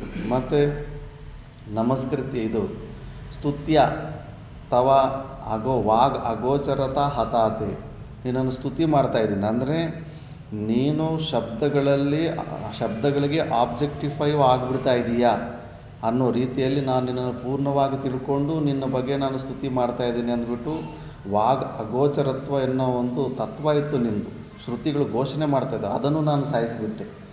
ಮನಸ್ಸು ಬುದ್ಧಿಗಳಿಂದ ನೀನು ಆಬ್ಜೆಕ್ಟಿಫೈ ವಿಷಯೀಕರಣ ಆಗಿಬಿಡ್ತೀಯಾ ಅಂತ. ಮತ್ತು ಇನ್ನೊಂದು ನಮಸ್ಕೃತ್ಯ ಅದ್ವೈತತಾ ಹತಾತೆ, ನಮಸ್ಕಾರ ಮಾಡೋದ್ರಿಂದ ಇವಿಂದ ಯಾಕಂದರೆ ನೀನು ಒಬ್ಬನೇ ಒಂದೇ ಒಂದು ಸತ್ಯ ವಸ್ತು ಆಗಿದೆ. ಒಂದೇ ವಸ್ತು ಇದ್ದಾಗ ಆ ಒಂದು ವಸ್ತು ಯಾರಿಗೆ ನಮಸ್ಕಾರ ಮಾಡ್ಕೊಳೋಕ್ಕಾಗುತ್ತೆ? ಭಿನ್ನ ಭಾವದಿಂದ ಭೇದ ಬುದ್ಧಿಯಿಂದ ನಿನಗೆ ನಮಸ್ಕಾರ ಮಾಡ್ತಾಯಿದ್ದೀನಿ. ಅದಕ್ಕೆ ಈ ಮೂರು ತಪ್ಪುಗಳು ಸ್ವಲ್ಪ ಆಟೋಮೆಟಿಕ್ಕಾಗಿ ಬಾಧಿತಾನುವೃತ್ತಿಯಿಂದ ನಡೆದೋಗ್ತಾ ಇರ್ತವೆ. ಅದಕ್ಕೆ ಈ ಮೂರು ತಪ್ಪುಗಳನ್ನು ಕ್ಷಮಸ್ವ ತ್ರಿವಿಧ ಅಪರಾಧಂ ಅಂತ ದತ್ತಾತ್ರೇಯ ಭಗವಂತರೇ ಅಂತಾರೆ. ಈ ಮೂರು ಅಪರಾಧಗಳು ನಡೀತಾ ಇರ್ತವೆ. ಅಷ್ಟೇ ಅಲ್ಲ, ಈಗ ಯಾರು ಕಲೆಕ್ಟರ್ ಇರ್ತಾನೆ, ಕಲೆಕ್ಟ್ರ್ ಹತ್ರ ಹೋಗ್ಬಿಟ್ಟಿದ್ದನು ನೀವು ತುಂಬ ಒಳ್ಳೆ ಪ್ಯೂನಪ್ಪ ಅಂತಂದರೆ ಅವ್ನಿಗೆ ಖುಷಿ ಆಗುತ್ತಾ? ಕೋಪ ಬರುತ್ತೆ. ನನ್ನನ್ನು ಪ್ಯೂನ್ ಅಂತೆ, ನಾನು ದೊಡ್ಡ ಪೋಸ್ಟಲ್ಲಿರೋ ನನ್ನನ್ನು ಪ್ಯೂನ್ ಅಂತ ಅಂದ್ಬಿಟ್ಟಿದ್ದು ನಾವು ಕೆಲಸ ಇನ್ನೂ ಮಾಡಿಕೊಡೋದಿಲ್ಲ. ಅದೇ ಪ್ಯೂನ್ ಹತ್ರ ಹೋಗಿ ಹೇಳು, ನೀನೇ ನಮ್ಮ ಕಲೆಕ್ಟ್ರಪ್ಪ ಅಂದ್ಬಿಟ್ರೆ ಅವನೇನು ಫುಲ್ಲು ಖುಷಿಯಾಗ್ಬಿಡ್ತಾನೆ, ಸ್ತುತಿ ಆಯಿತು ಅವನಿಗೆ. ಆ ಥರ ಪರಮಾತ್ಮನು ಸರ್ವವ್ಯಾಪಕನಾಗಿರುತ್ತೆ. ಪರಮಾತ್ಮನ ನೀನು ಲಿಮಿಟೆಡ್ ಬುದ್ಧಿಯಿಂದ ಲಿಮಿಟೆಡ್ ಫಾರ್ಮಲ್ಲಿ ಲಿಮಿಟೇಷನ್ಸಲ್ಲಿ ನೀನು ಸ್ತುತಿ ಮಾಡ್ಕೊಂಡು ಅದನ್ನು ದೊಡ್ಡ ಭಕ್ತಿ ಅಂತ ಅಂದ್ಕೊಂಡ್ರೆ ಅದು ನಿನ್ನ ಫೀಲಿಂಗ್ ಅಷ್ಟೇ. ಭಗವಂತನು ದಯಾಮಯ ಕರುಣಾಮಯ ಆದ್ದರಿಂದ ಆತನಿಗೆ ಅರ್ಥ ಆಗುತ್ತೆ, ಇವನಿಗೆ ಸ್ತುತಿ ಮಾಡೋದು ಗೊತ್ತಾಗ್ತಾಯಿಲ್ಲ, ನನ್ನನ್ನು ಪೂರ್ತಿ ತಿಳ್ಕೊಂಡಿಲ್ಲ, ಹೋಗಲಿ ಬಿಡು ಅಂದ್ಬಿಟ್ಟಿದ್ದನ್ನು ಆ ಪರಿಚಿನ್ನ ರೂಪದಲ್ಲಿ ಅವನು ಈ ಥರ ಅವಮಾನ ಮಾಡ್ತಿದ್ದರೂ ಕೂಡ ಸಹನೆ ಮಾಡಿಕೊಂಡು ಅವನಿಗೆ ಸ್ವಲ್ಪ ಅಂತಃಕರಣ ಶುದ್ಧಿಯನ್ನು ಕೊಡ್ತಾನೆ. ಬಟ್ ಪ್ರಪಂಚದಲ್ಲಿ ಯಾರಾದರೂ ಹಂಗೆ ಸಹನೆ ಮಾಡ್ತಾರಾ? ಸಿ ಎಮ್ ಅನ್ನು ಹೋಗ್ಬಿಟ್ಟು ನೀನು ಪ್ಯೂನ್ ಅಂತ ಅಂದ್ಬಿಟ್ರೆ ಅವನಿಗೆ ಏನು ಸಂತೋಷ ಆಗುತ್ತಾ? ಕಲೆಕ್ಟ್ರನ್ನು ಹೋಗ್ಬಿಟ್ಟು ನೀನು ಪ್ಯೂನ್ ಅಂದರೆ ಅವನಿಗಿನ್ನೂ ಕೋಪ ಬರುತ್ತೆ, ಇನ್ನು ನಿನ್ನ ಮೇಲೆ ನಿನಗಿನ್ನೂ ಹಾನಿ ಆಗೋ ಥರ ನೋಡ್ತಾನೆ ಅವನು. ಆದ್ದರಿಂದ ಅದು ವಾಸ್ತವಿಕವಲ್ಲ. ನೀನು ಎಮೋಷ್ನಲ್ ಸಿಕ್ಕಾಕ್ಕೊಂಡಿದ್ಯಾ, ಆ ಎಮೋಷ್ನಲ್ಲಿಂದ ಮೇಲ್ಗಡೆ ಎದ್ದೇಳೋಕ್ಕೆ ನಿನಗೆ ಬರ್ತಾ ಇಲ್ಲ. ಸರಿ ಅಂದ್ಬಿಟ್ಟು ಫಾರ್ ಎ ಟೈಮ್ ಬೀಯಿಂಗ್ ನಿನಗೆ ಆ ಒಂದು ಸಾಧನೆ, ಆ ಒಂದು ಮಾರ್ಗವನ್ನು ಇಟ್ಟುಬಿಟ್ಟು ಮೆಲ್ಲಗೆ ಇಲ್ಲಿ ನಿರ್ಗುಣ ನಿರಾಕಾರಕ್ಕೆ ಕರ್ಕೊಂಬರ್ಬೇಕಂತ. ಯಾವುದೇ ಒಂದು ಪುರಾಣ ನೋಡಿ, ಭಾಗವತ ಪುರಾಣ ನಾರ್ಮಲ್ ಸ್ಟೋರೀಸಿಂದ ಸ್ಟಾರ್ಟ್ ಮಾಡಿ ಏಕಾದಶ ಸ್ಕಂದಕ್ಕೆ ಬರೋ ಅಷ್ಟೊತ್ತಿಗೆ ಇನ್ನು ಆತ್ಮವಿಚಾರ ಎಲ್ಲ ಪ್ರಕಾರದ ಆಡಿಯನ್ಸನ್ನು ಅಟ್ರ್ಯಾಕ್ಟ್ ಮಾಡಿಬಿಟ್ಟು ರಸಯುಕ್ತವಾಗಿ ಆ ಪುರಾಣವನ್ನು ರಚನೆ ಮಾಡಿಬಿಟ್ಟು ಫೈಟ್ ಸೀನ್ಸು, ರೊಮ್ಯಾನ್ಸು, ಆ ಸೆಂಟಿಮೆಂಟ್ಸು ಎಲ್ಲ ಇಟ್ಟುಬಿಟ್ಟು ಲಾಸ್ಟಿಗೆ ಇಲ್ಲಿ ಬ್ರಹ್ಮಜ್ಞಾನನ ಕೊಡಿಸೋದ ಅಂತ ಪ್ರಯತ್ನ ಮಾಡ್ತಾರೆ. ಆದ್ದರಿಂದ ಎಲ್ಲವೂ ಕೂಡ ಈ ನಿರ್ಗುಣ ನಿರಾಕಾರ ಸ್ವರೂಪನ ತಿಳ್ಕೊಳ್ಳೋದಕ್ಕೆ ಇರೋದು. ಅದಕ್ಕೆ ಇದನ್ನು ತಿಳ್ಕೊಂಡು ಅಲ್ಲಿಂದ ಸ್ವಲ್ಪ ಅದನ್ನು ಬಿಟ್ಟು ಈ ಕಡೆ ಬರಬೇಕು.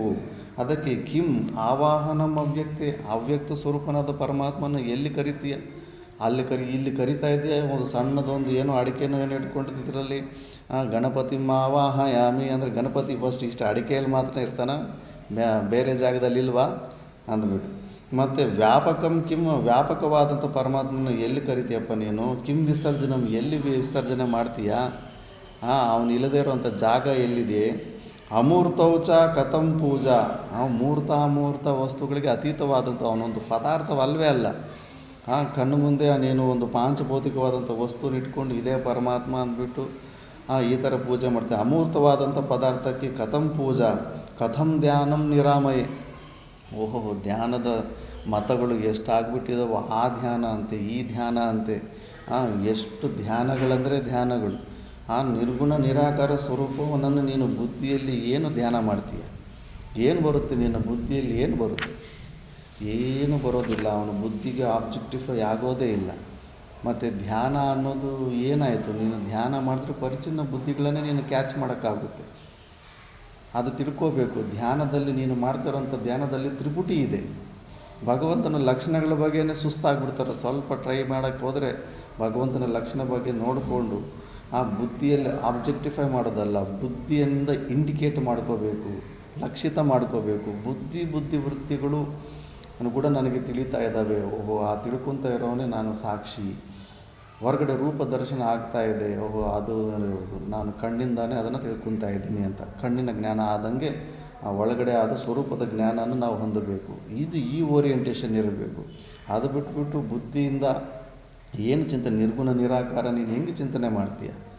ಆ ಜಾತಿ, ಧರ್ಮ, ಆಕಾರ, ರೂಪಗಳು ಇವೆಲ್ಲ ಇದ್ರೇ ನಿನ್ನ ಮೈಂಡು ಏನಾದರೂ ಅದನ್ನು ಕ್ಯಾಚ್ ಮಾಡುತ್ತೆ. ಇವೇನೂ ಇಲ್ಲ, ಗುಣಗಳಿಲ್ಲ, ಆಕಾರ ಇಲ್ಲ, ಮೈಂಡ್ ಹೆಂಗೆ ಕ್ಯಾಚ್ ಮಾಡುತ್ತೆ? ಅದು ಕ್ಯಾಚ್ ಮಾಡೋದಕ್ಕೆ ಸಾಧ್ಯವೇ ಇಲ್ಲ. ನೀನು ಸುಳ್ಳು ಮೋಸ ಹೋಗ್ತಾ ಇದೆ. ಧ್ಯಾನದ ಹೆಸರಲ್ಲಿ ನೀನು ಇನ್ನೂ ಪರಿಚಿನ್ನ ಬುದ್ಧಿಯಲ್ಲಿ ಟೈಮ್ ವೇಸ್ಟ್ ಮಾಡ್ಕೊತಾ ಇದೆಯಾ. ಆಲ್ರೆಡಿ ಇರೋ ವಸ್ತುವನ್ನು ನೀನು ಸ್ವೀಕಾರ ಮಾಡೋಕ್ಕಾಗ್ತಾ ಇಲ್ಲ. ಅದಕ್ಕೆ ಅಷ್ಟಾವಕರ ಗೀತೆಯಲ್ಲಿ ಬಹಿರ್ಮುಖನ ಆದವನು ದೊಡ್ಡ ಮೂರ್ಖ, ಶ್ರವಣ ಮನ್ನಾದಿಗಳು ಮಾಡ್ತಾ ಇರೋನು ದೊಡ್ಡ ಮೂರ್ಖ ಅಂತ ಇಬ್ಬರನ್ನೂ ಆ ಮೂರ್ಖದ ಸ್ಥಾನದಲ್ಲಿ ಇಟ್ಬಿಡ್ತಾನೆ.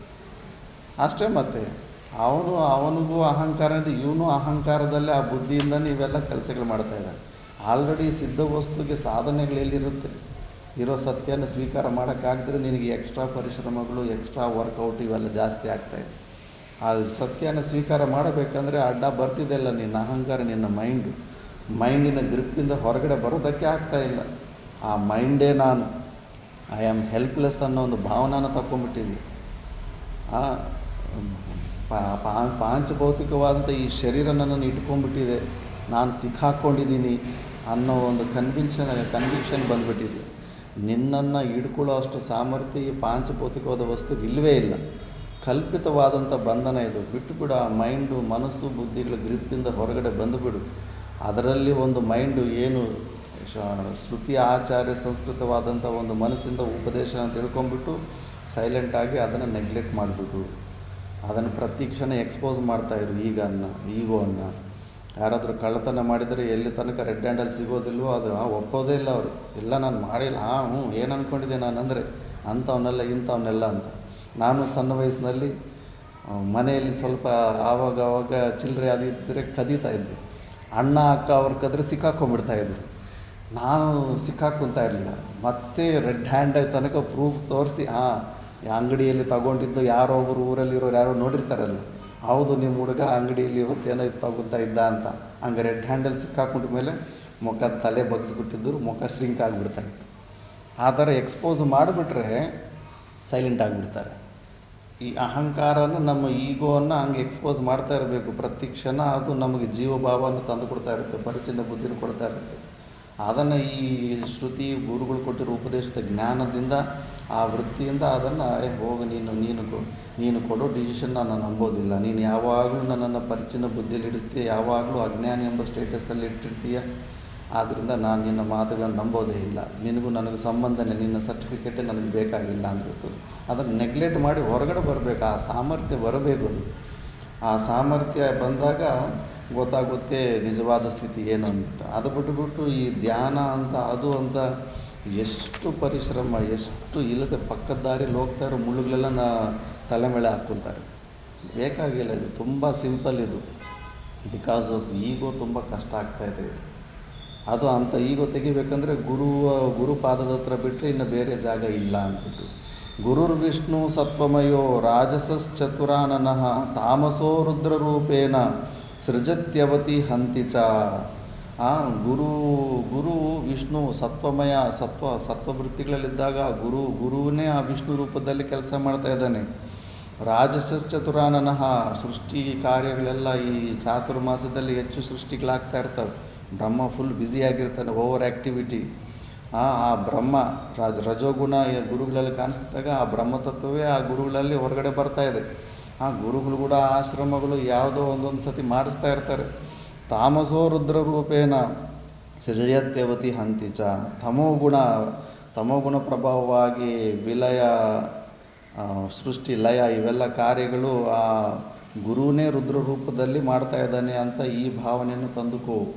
ಸ್ವಯಂ ಬ್ರಹ್ಮಮಯೋ ಭೂತ್ವ ತತ್ಪರಂ ಚ ಅವಲೋಕಯೇತ್ ಪರಾತ್ ಪರತರಂ ನಾಣ್ಯತ್ ಸರ್ವಗಂಚ ನಿರಾಮಯಂ. ನೀನು ಸ್ವಯಂ ಬ್ರಹ್ಮಮಯ ಭೂತ್ವ, ನೀನು ಸ್ವಯಂ ಆ ಗುರು ಸ್ವರೂಪ. ನಿನಗೂ ಆ ಗುರುಗೂ ಭೇದ ಇಲ್ಲ, ಅದು ನೀನೇ ಆಗಿದೆಯಾ. ಇದನ್ನು ಪರಾತ್ ಪರತರಂ ನಾಣ್ಯತ್, ನೀನು ಇದಕ್ಕಿಂತ ದೊಡ್ಡದಾದಂಥ ಉತ್ಕೃಷ್ಟವಾದಂಥ ಸ್ಥಿತಿ ಇನ್ನೊಂದಿಲ್ಲ, ಅದು ನೀನೇ ಆಗಿದೆಯಾ. ಇದನ್ನು ನೀನು ಎಲ್ಲ ವಿಧದಲ್ಲೂ ಪ್ರತಿ ಕ್ಷಣದಲ್ಲೂ ಗುರುತಿಡ್ಕೋ. ನೀನು ನಿರಾಮಯಂ. ಈ ರೋಗಾದಿಗಳು ಇವೆಲ್ಲ ಏನಿದೆ ಇವೆಲ್ಲ ಈ ಶರೀರ ಸಂಘಾತಕ್ಕೆ ಸಂಬಂಧಪಟ್ಟಿರೋದು. ನಿನ್ನಲ್ಲಿ ಯಾವುದೂ ಇಲ್ಲವೇ ಇಲ್ಲ. ನೀನು ಅಂಥ ಉತ್ಕೃಷ್ಟವಾದಂಥ ಪದವಿ. ತಸ್ಯಾವಲೋಕನಂ ಪ್ರಾಪ್ಯ ಸರ್ವಸಂಗ ವಿವರ್ಜಿತಃ ಏಕಾಕಿ ನಿಸ್ಪೃಹ ಶಾಂತಃ ಸ್ಥಾತವ್ಯಂ ತತ್ಪ್ರಸಾದತಃ. ಇವೆಲ್ಲ ಗುರುಗಳ ಉಪದೇಶನ ಕೇಳಿಬಿಟ್ಟು ಆ ಅವಲೋಕನಂ ಪ್ರಾಪ್ಯ ಸರ್ವಸಂಗ ವಿವರ್ಜಿತಃ. ಎಲ್ಲ ಸಂಘಗಳು, ಅನಾತ್ಮದ ಸಂಘಗಳು ಏನೇನೆಲ್ಲ ಇದ್ದಾವೋ, ಅನಾತ್ಮ ವಸ್ತುಗಳ ಜೊತೆ ತಾದಾತ್ಮ್ಯ ಅವೆಲ್ಲ ತೆಕ್ಕೊಂಬಿಟ್ಟು ಏಕಾಕಿ ನಿಸ್ಪೃಹ ಶಾಂತಃ ಸ್ಥಾತವ್ಯ. ಏಕಾಕಿಯಾಗಿರು, ಇದನ್ನು ಅಭ್ಯಾಸ ಮಾಡಿಕೋ.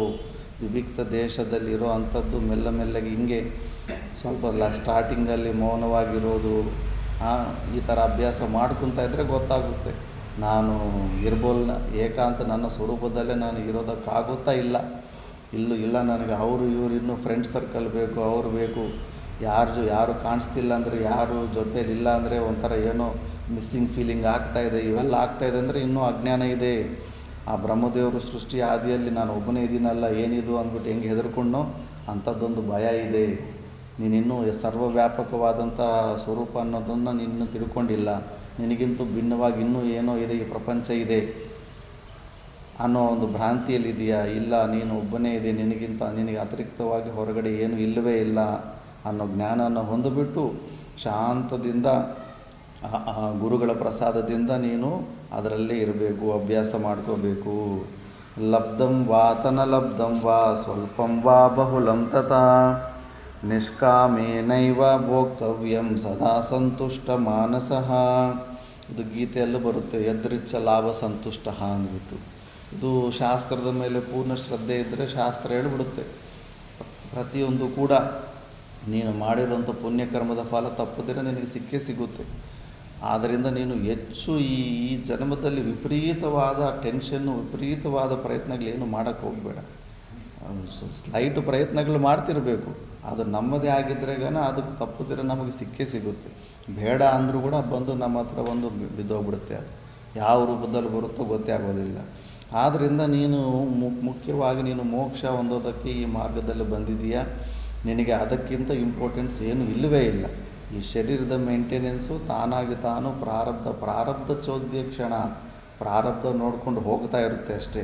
ನೀನು ನಿಷ್ಕಾಮೇನೇವ ಭೋಕ್ತವ್ಯ ಸದಾ ಸಂತುಷ್ಟ ಮಾನಸಃ.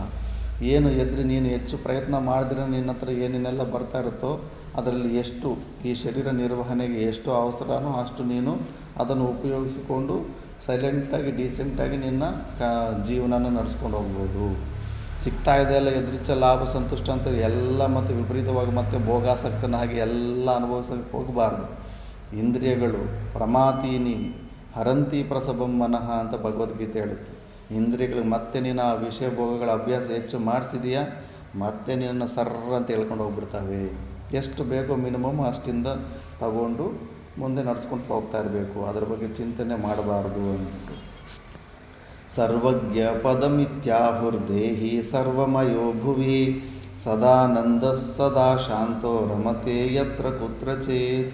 ಇಂಥ ಸ್ಥಿತಿಯನ್ನು ಹೊಂದಿರೋನು ಸರ್ವಜ್ಞ ಪದ, ಸರ್ವಜ್ಞ ಅಂತಾರೆ. ಸರ್ವಜ್ಞ ಅಂದರೆ ಮೂಲವಾಗಿ ಉಪಾದಾನ ಕಾರಣದಿಂದ ಅಧಿಷ್ಠಾನಕ್ಕಿಂತ ಭಿನ್ನವಾಗಿ ಹೊರಗಡೆ ಯಾವುದೇ ವಸ್ತುವಿನ ಅಸ್ತಿತ್ವವಿಲ್ಲ. ಮಣ್ಣಿನಿಂದ ಮಾಡಿರೋ ಇಟ್ಟಿಗೆ, ಗಾಡ, ಏನೆಲ್ಲ ವೆರೈಟಿಗಳು ಮಾಡ್ತಾರೆ ಅವೆಲ್ಲವೂ ಮಣ್ಣು ಬಿಟ್ಟರೆ ಅದಕ್ಕಿಂತ ಸಪ್ರೇಟಾಗಿ ಬೇರೆ ವಸ್ತು ಇದೊಂದಿಲ್ಲ. ಆ ನೇಮು ಆಕಾರ ಸುಮ್ಮನೆ ನಾವು ವ್ಯಾವಹಾರಿಕ ಸತದಲ್ಲಿ ಕೊಟ್ಟುಕೊಂಡಿರೋ ಅಂಥ ಹೆಸರುಗಳಷ್ಟೇ. ಅದು ಸಪ್ರೇಟು ಪದಾರ್ಥ, ಅದು ಎಲ್ಲೂ ನಿಲ್ಲೋದೇ ಇಲ್ಲ. ಮಡಿಕೆಯಲ್ಲಿ ನಮ್ಮ ಮಣ್ಣಿನ ಅಂಶ ನಾವು ತಗೊಂಡ್ಬಿಟ್ರೆ ಅದಕ್ಕಿಂತ ಭಿನ್ನವಾದದ್ದು ನಾಮರೂಪಗಳು ಎಲ್ಲೂ ನಿಲ್ಲೋದೇ ಇಲ್ಲ. ಅದೇ ಥರ ಈ ಪ್ರಪಂಚನೆಲ್ಲ ಯಾರು ತಿಳ್ಕೊಂಬಿಟ್ಟಿರ್ತಾರೋ ಅಂಥವನ್ನ ಸರ್ವಜ್ಞ ಅಂತಾರೆ. ಎಲ್ಲರ ಮನಸ್ಸುಗಳಲ್ಲಿ ಇರೋದನ್ನೆಲ್ಲ ತಿಳ್ಕೊಂಡು ಅಂಥವನು ಸರ್ವಜ್ಞ ಅಲ್ಲ, ಅದು ಸಿದ್ಧಿ. ಅನಿಮ ಗರಿಮ ಸ್ವರೂಪದಲ್ಲಿ ಹೋದ ಮೇಲೆ ಆ ಸಿದ್ಧಿನೂ ಬರುತ್ತೆ ಅವ್ರಿಗೆ, ತ್ರಿಕಾಲಜ್ಞಾನಿಗಳಾಗ್ತಾರೆ. ಆ ಸರ್ವಜ್ಞ ಅಂದರೆ ಶಾಸ್ತ್ರದಲ್ಲಿ ಈ ಥರ ಕಾಣಿಸ್ತಾ ಇರೋ ಪ್ರಪಂಚ ಎಲ್ಲವೂ ಅಧಿಷ್ಠಾನ ರೂಪವಾದ ಪರಮಾತ್ಮನಿಗಿಂತ ಭಿನ್ನವಾಗಿ ಇಲ್ಲ ಅಂತ ಯಾರು ತಿಳ್ಕೊಂಡಿರ್ತಾರೋ ಅಂಥವನ್ನ ಸರ್ವಜ್ಞ ಅಂತಾರೆ. ಅಂಥ ಸರ್ವಜ್ಞ ಸ್ಥಿತಿಯಲ್ಲಿರ್ತಾನೆ. ಯತ್ರೈವ ತಿಷ್ಠತೆ ಸೋಪಿ ಸದೇಶ ಪುಣ್ಯಭಾಜನಃ ಮುಕ್ತಸ್ಯ ಲಕ್ಷಣಂ ದೇವಿ ತವಾಗ್ರೇ ಕಥಿತಂ ಮಯಾ. ಯತ್ರೈವ ತಿಷ್ಠತೆ ಸೋಪಿ ಸ ದೇಶಃ ಪುಣ್ಯಭಾಜನಃ. ಅಂತಹ ಜೀವನ್ಮುಕ್ತ ಪುರುಷರು ಯಾವುದಾದ್ರೂ ಏರಿಯಾಗೆ ಜಾಗಕ್ಕೆ ಬಂದರೆ ಆ ಜಾಗದಲ್ಲಿರೋ ಜನರಿಗೂ ಪುಣ್ಯ ಅಂತೆ. ಎಷ್ಟೋ ಆಗಮ ಶಾಸ್ತ್ರ ಹೇಳುತ್ತೆ ಅಂಥ ಜೀವನ್ಮುಕ್ತ ಪುರುಷ ಇದ್ದ ಜಾಗದಲ್ಲಿ ಟೈಮ್ ಟು ಟೈಮ್ ಮಳೆಗಳು ಬರ್ತಾ ಇರ್ತವೆ. ಹೆಚ್ಚು ಪ್ಯಾಂಡಮಿಕ್, ಎಪಿಡೆಮಿಕ್ ಈ ಥರ ವೈರಲ್ಲು ರೋಗಗಳೆಲ್ಲ ಬರೋದಿಲ್ಲ. ಅಲ್ಲೆಲ್ಲ ಆನಂದ ಮಟ್ಟ ಹೆಚ್ಚಾಗುತ್ತೆ. ಆ ಸುತ್ತಮುತ್ತ ಜನರು ಅವರೆಲ್ಲರಿಗೂ ಆಧ್ಯಾತ್ಮಿಕ ಪ್ರವೃತ್ತಿ ಆಗುತ್ತೆ. ಮೋಕ್ಷದ ಮಾರ್ಗದ ಕಡೆ ಒಂದು ಹೆಜ್ಜೆ ಹಾಕಿಸ್ತಾನೆ, ಪ್ರಭಾವಿತನಾಗಿರ್ತಾನಲ್ಲ. ಅಂಥ ಜೀವನ್ಮುಕ್ತ ಪುರುಷನು ಯಾವ ದೇಶದಲ್ಲಿರ್ತಾರೋ ಆ ದೇಶದಲ್ಲಿರೋರೆಲ್ಲ ಪುಣ್ಯಭಾಜನ ಪುಣ್ಯಾತ್ಮರು. ಆದ್ದರಿಂದ ಅಂಥ ಮಹಾಪುರುಷರು ಅಂಥ ಜಾಗಕ್ಕೆ ಬಂದಿರ್ತಾರೆ. ಆದ್ದರಿಂದ ಅಷ್ಟು ಶ್ರೇಷ್ಠವಾದದ್ದು ಗುರುತತ್ವ ಅಂದ್ಬಿಟ್ಟದು. ಅವನು ರಮತೆ ಯತ್ರ ಕುತ್ರಚಿತ, ಇಷ್ಟ ಬಂದಂಗೆ ಈ ದಿಕ್ಕಿಗೆ ಆ ದಿಕ್ಕಿಗೆ ಹೋಗಬೇಕು, ಇಲ್ಲೇ ಇರಬೇಕು ಅಲ್ಲೇ ಇರಬೇಕು ಅನ್ನೋದು ಏನೂ ಇಲ್ಲವೇ ಇಲ್ಲ. ಸಾಮಾನ್ಯ ಸನ್ಯಾಸಿಗಳ ನಿಯಮದಲ್ಲಿ ಎಲ್ಲಾದರೂ ಚಾತುರ್ಮಾಸ ಇಲ್ಲಿ ಮಾಡಿದ್ರೆ ಟೆಂಪ್ರವರಿ ಗುಡಿಸಲಾಗ್ಬಿಟ್ಟು ಆ ಜಾಗ ಬಿಟ್ಟು ಬಂದಾಗ ಗುಡಿಸಲು ಕಿತ್ತಾಕ್ಬಿಟ್ಟು ಬೆಂಕಿ ಹಾಕ್ಬಿಟ್ಟು ಸುಟ್ಟುಬಿಟ್ಟು ಬಂದುಬಿಡ್ತಾರೆ. ಮತ್ತು ಇದು ನನ್ನ ಪ್ಲೇಸ್ ಅಂತ ಮತ್ತೆ ತಿರುಗಿ ಎಲ್ಲ ಬರೋ ಬುದ್ಧಿ ಇರಬಾರ್ದು ಅಂದ್ಬಿಟ್ಟಿದ್ದು. ಒಂದು ಸಿಂಗಲ್ ಪ್ಲೇಸ್ಗೂ ಅವ್ರಿಗೆ ಅಟ್ಯಾಚ್ಮೆಂಟ್ ಇರೋದಿಲ್ಲ. ಗೃಹ ಥರ ಎಲ್ಲೂ ಆ ಭಾವನೆಯನ್ನು ಇಟ್ಕೊಳ್ಳೋದಿಲ್ಲ. ಯಾಕಂದರೆ ಆ ಥರ ಒಂದು ಇಟ್ಕೊಂಡ್ರೆ ಈಗನ ವಿಪರೀತವಾಗಿ ಮತ್ತೆ ಅಲ್ಲೇ ಬರಬೇಕು ಅನಿಸ್ತಾ ಇರುತ್ತೆ ಆ ಭಾವನೆಗಳು. ಆದ್ದರಿಂದ ರಮತೆ ಯತ್ರ ಕುತ್ರಚಿತ್ತು, ಈ ಕಡೆ ಹೋಗ್ತಾ ಇರ್ತಾನೆ, ಜಟ ಇರುತ್ತೆ ಅಂತೆ, ಹಿಂದ್ಗಡೆಯಿಂದ ಗಾಳಿ ಬರ್ತಾ ಇರುತ್ತೆ, ಕಣ್ಣಿಗೆ ಕೂದಲು ಅಡ್ಡ ಬರ್ತಾ ಇರುತ್ತೆ. ಏನು ಈ ಕಡೆ ಹೋಗೋದಂದ್ರೆ ಮತ್ತೆ ಈ ಕಡೆ ತಿರುಗಿಬಿಡ್ತಾನೆ. ಅಂದರೆ ಅವನಿಗೆ ಇಂಥ ಪ್ಲ್ಯಾನಿಂಗುಗಳು ಅವು ಇವು ಏನಿರೋದಿಲ್ಲ. ಜಸ್ಟ್ ಅಷ್ಟು ನೀರಲ್ಲಿ ಒಣಗೋಗಿರೋ ಕಟ್ಟಿಗೆ ಹೇಗೆ ಹೊಡ್ಕೊಂಡು ಹೋಗ್ತಾ ಇರುತ್ತೋ ಅಷ್ಟು ಫ್ರೀಯಾಗಿ ಹೋಗ್ತಾ ಇರ್ತಾನೆ. ನಿತ್ಯಯುಕ್ತಾಶ್ರಯ ಸರ್ವೋ ವೇದಕೃತ್ ಸರ್ವ ವೇದಕೃತ್ ಸ್ವಪರಜ್ಞಾನದಾತ ಚ ತಂ ವಂದೇ ಗುರುಮೀಶ್ವರಂ. ನಿತ್ಯಯುಕ್ತಾಶ್ರಯ, ಆ ಗುರುದೇವರು ಸರ್ವೋ ವೇದಕೃತ್ ಸರ್ವ ವೇದಕೃತ್, ಎಲ್ಲ ವೇದಗಳ ಸಾರ ಸ್ವರೂಪನೇ ಆಗಿರ್ತಾನೆ ಗುರುದೇವನು. ಆದ್ದರಿಂದ ಗುರುಗಿಂತ ಆ ವೇದಶಾಸ್ತ್ರಗಳಿಗೆ ಹೆಚ್ಚು ಮಹತ್ವ ಬುದ್ಧಿ ಕೊಡೋ ಚೇಷ್ಟೆ ಮಾಡೋಕ್ಕೆ ಹೋಗಬೇಡ. ಆ ವೇದಗಳ ಸ್ವರೂಪವೇ ಗುರು ಆಗಿರ್ತಾನೆ. ಸ್ವಪರಜ್ಞಾನದಾತ, ಎಲ್ಲ ಅಂಥ ಉತ್ಕೃಷ್ಟವಾದಂಥ ಜ್ಞಾನ ಬ್ರಹ್ಮವಿದ್ಯೆಯನ್ನು ಕೊಡೋ ಅಂಥವನು. ತಂ ಒಂದೇ ಗುರು, ಅಂಥ ಗುರು ಈಶ್ವರ ರೂಪನಾದ ಗುರುವಿಗೆ ನಾನು ನಮಸ್ಕಾರ ಮಾಡ್ತಾಯಿದ್ದೀನಿ. ಯದ್ಯಪದೀತ ನಿಗಮಾಃ ಷಡಂಗ ಆಗಮಾಃ ಪ್ರಿಯೇ ಅಧ್ಯಾತ್ಮಾದೀನಿ ಶಾಸ್ತ್ರಾನಿ ಜ್ಞಾನಂ ನಾಸ್ತಿ ಗುರುಂ ವಿನಾ. ನೋಡು, ಶಿವನೇ ಹೇಳ್ತಾ ಇದ್ದಾನೆ ಪಾರ್ವತಿಗೆ, ಈ ಮಿಸ್ಟೇಕು ಮಾಡೋಕ್ಕೆ ಹೋಗಬೇಡಿ. ಸುಮ್ಮನೆ ಗುರುತತ್ವವನ್ನು ಜೀವನದಲ್ಲಿ ಅಳವಡಿಸ್ಕೊಳ್ದಿರೋ ಪಕ್ಕಕ್ಕೆ ಇಟ್ಟುಬಿಟ್ಟು ಸ್ವಂತ ಬುದ್ಧಿಯನ್ನು ನಂಬಿಕೊಂಡು, ತೀಕ್ಷ್ಣ ಬುದ್ಧಿಯನ್ನು ನಂಬಿಕೊಂಡು ನಿಗಮಗಳು ಓದಿಬಿಟ್ಟು, ಷಡಂಗ ಅಂದರೆ 6 ಅಂಗಗಳಿಂದ ವೇದಗಳು ಓದಿಬಿಟ್ಟು, ಆಗಮ ಅಧ್ಯಾತ್ಮ ಆದೀನಿ ಶಾಸ್ತ್ರ, ಎಲ್ಲ ಶಾಸ್ತ್ರಗಳನ್ನು ಎಷ್ಟು ಶಾಸ್ತ್ರಗಳು ಓದರೂ ಕೂಡ ಗುರುಂ ವಿನಾ ನಾಸ್ತಿ ಜ್ಞಾನಂ. ನಿನ್ನ ಜೀವನದಲ್ಲಿ ಆ ಗುರುಗಳ ದೇವರು ಬಂದಿಲ್ಲ ಅಂದರೆ ನಿನಗೆ ಆ ಮೋಕ್ಷನೆಂತೂ ಹೊಂದೋದಕ್ಕಾಗೋದಿಲ್ಲ. ಫೇಮಸ್ ಆಗ್ಬೋದು, ಒಳ್ಳೆಯ ಪ್ರವಚನಗಳು ಮಾಡಿ ಆ ಕೀರ್ತಿ ಪ್ರತಿಷ್ಠೆಗಳೆಲ್ಲ ಹೊಂದಬೋದು ಅಷ್ಟೇ ಹೊರತು ಆ ಪದವಿ ಅಂತೂ ಸಿಗೋದಿಲ್ಲ. ಶಿವಪೂಜಾರತೋ ವಾಪಿ ವಿಷ್ಣು ಪೂಜಾರತೋ ತವ ಗುರುತತ್ವವಿಹೀನಶ್ಚೇತ್ ಸರ್ವಂ ವ್ಯರ್ಥಮೇವ ಹಿ. ಆ ಪೂಜೆಗಳು ಅವು ಇವರು ಏನು ಎಷ್ಟೊಂದು ಸಾಧನೆಗಳು, ಎಲ್ಲರೂ ಯಾವುದೋ ಒಂದು ಮಾರ್ಗನ ಇಟ್ಟುಕೊಂಡು ಭಗವಂತನ ಸಾಧನೆ ಮಾಡ್ತಾ ಇರ್ತಾರೆ.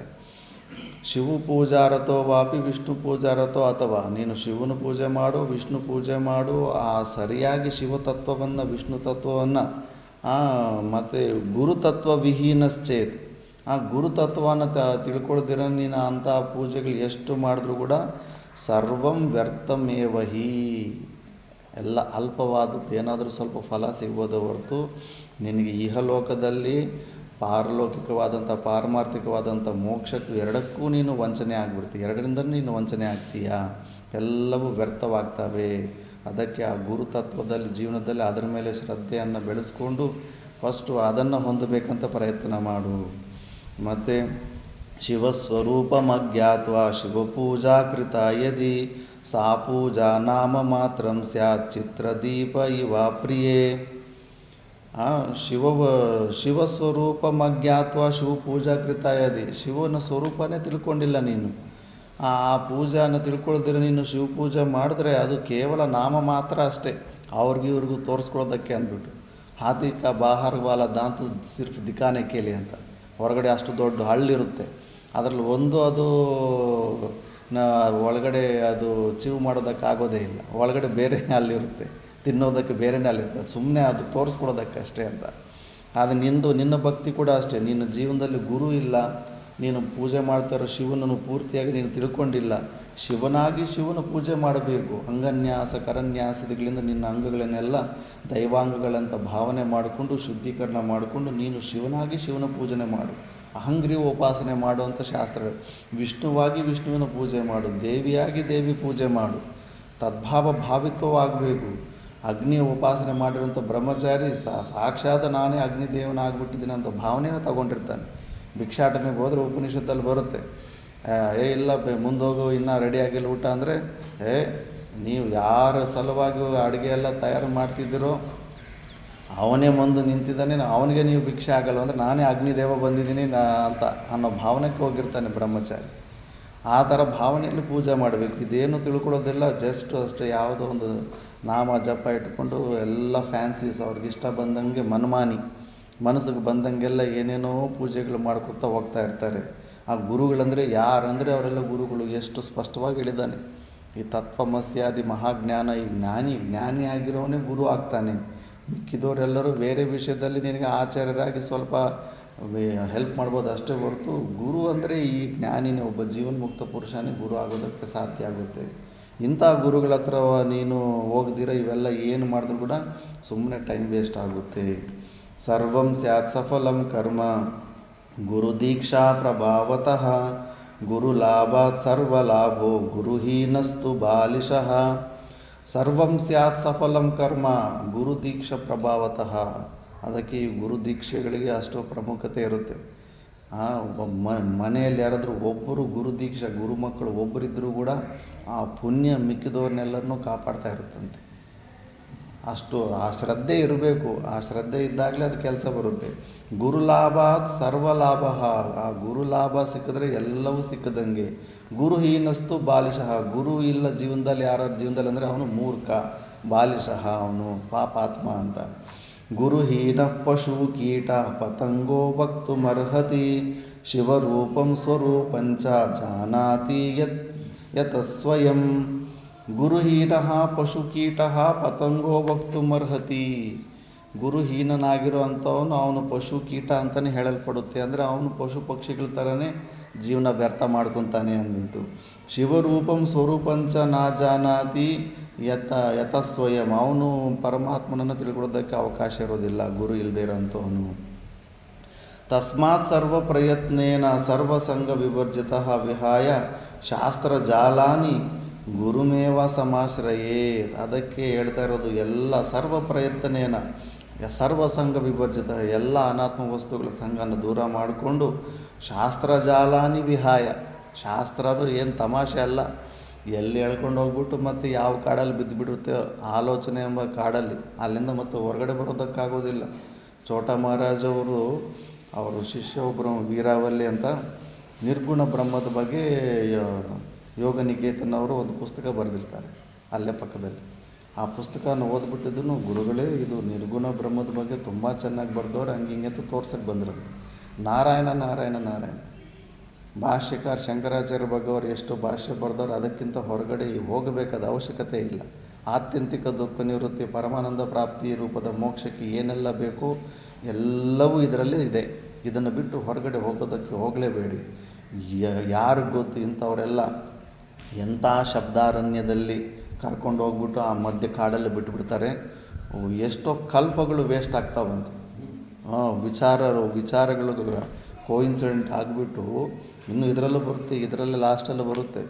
ಅಟ್ ಎ ಟೈಮು ಯಾರಾದರೂ ಒಂದೇ ತತ್ವ ಒಂದೇ ವಿಷಯದಲ್ಲಿ ಎರಡು ಗುರುಗಳಿರಬಾರ್ದಂತೆ. ಶಿಷ್ಯನ ಪತನ ಆಗುತ್ತಂತೆ. ಯಾಕಂದರೆ ಈ ಗುರು ಅಂತಾರೆ ಹಿಂಗೆ ಮಾಡು ಅಂತಾನೆ, ಆ ಗುರು ಅದನ್ನು ಮಾಡಬೇಡ ಅಂತಾನೆ. ಯಾರ್ದು ನೀನು ಮಾಡ್ತೀಯ, ಯಾರ್ದು ಬಿಡ್ತೀಯ ನೀನು, ಎಲ್ಲೂ ಹೆಜ್ಜೆ ಹಾಕಿದ್ರೂ ಮತ್ತು ನಿನಗೆ ಡೇಂಜರ್ ಇರುತ್ತೆ ಅಂತ. ಕ್ರಮವಾಗಬೇಕಾದ್ರೆ ಒಂದು ಗುರು ಹತ್ರ ಹೋಗಿ ಅಲ್ಲಲ್ಲಿ ಕಲ್ತ ಮೇಲೆ ಅದು ಬಿಟ್ಟು ಮತ್ತೆ ಇನ್ನೊಂದು ಗುರು ಹತ್ರ ಹೋಗಿ ಆವಾಗೇನು ಸಮಸ್ಯೆ ಇರಲ್ಲ. ಅಟ್ ಎ ಟೈಮು ಇಬ್ಬರು ಗುರುಗಳು ಇರಬಾರ್ದಂತ ಇದರಲ್ಲಿ ಹೇಳುತ್ತೆ ಗುರುಗೀತೆ. ಸುಮ್ಮನೆ ಕನ್ಫ್ಯೂಷನ್ನು, ಎಲ್ಲ ಕಪೋಲ ಕಲ್ಪನೆ. ಯಾರ್ಯಾರು ಒಪಿನಿಯನ್ ಅಂತ ಒಪ್ತಾ ಇರ್ತೀಯ. ಭಾಷೆಕಾರ ಭಗವಾನರು ಎಲ್ಲೂ ಶಾಸ್ತ್ರ ಪ್ರಮಾಣ ತೋರಿಸ್ತಾರಷ್ಟೇ. ಅವರು ಪರ್ಸ್ನಲ್ ಒಪಿನಿಯನ್ ಎಲ್ಲೂ ಹೇಳಕ್ಕೆ ಹೋಗಲಿಲ್ಲ ಅವರು.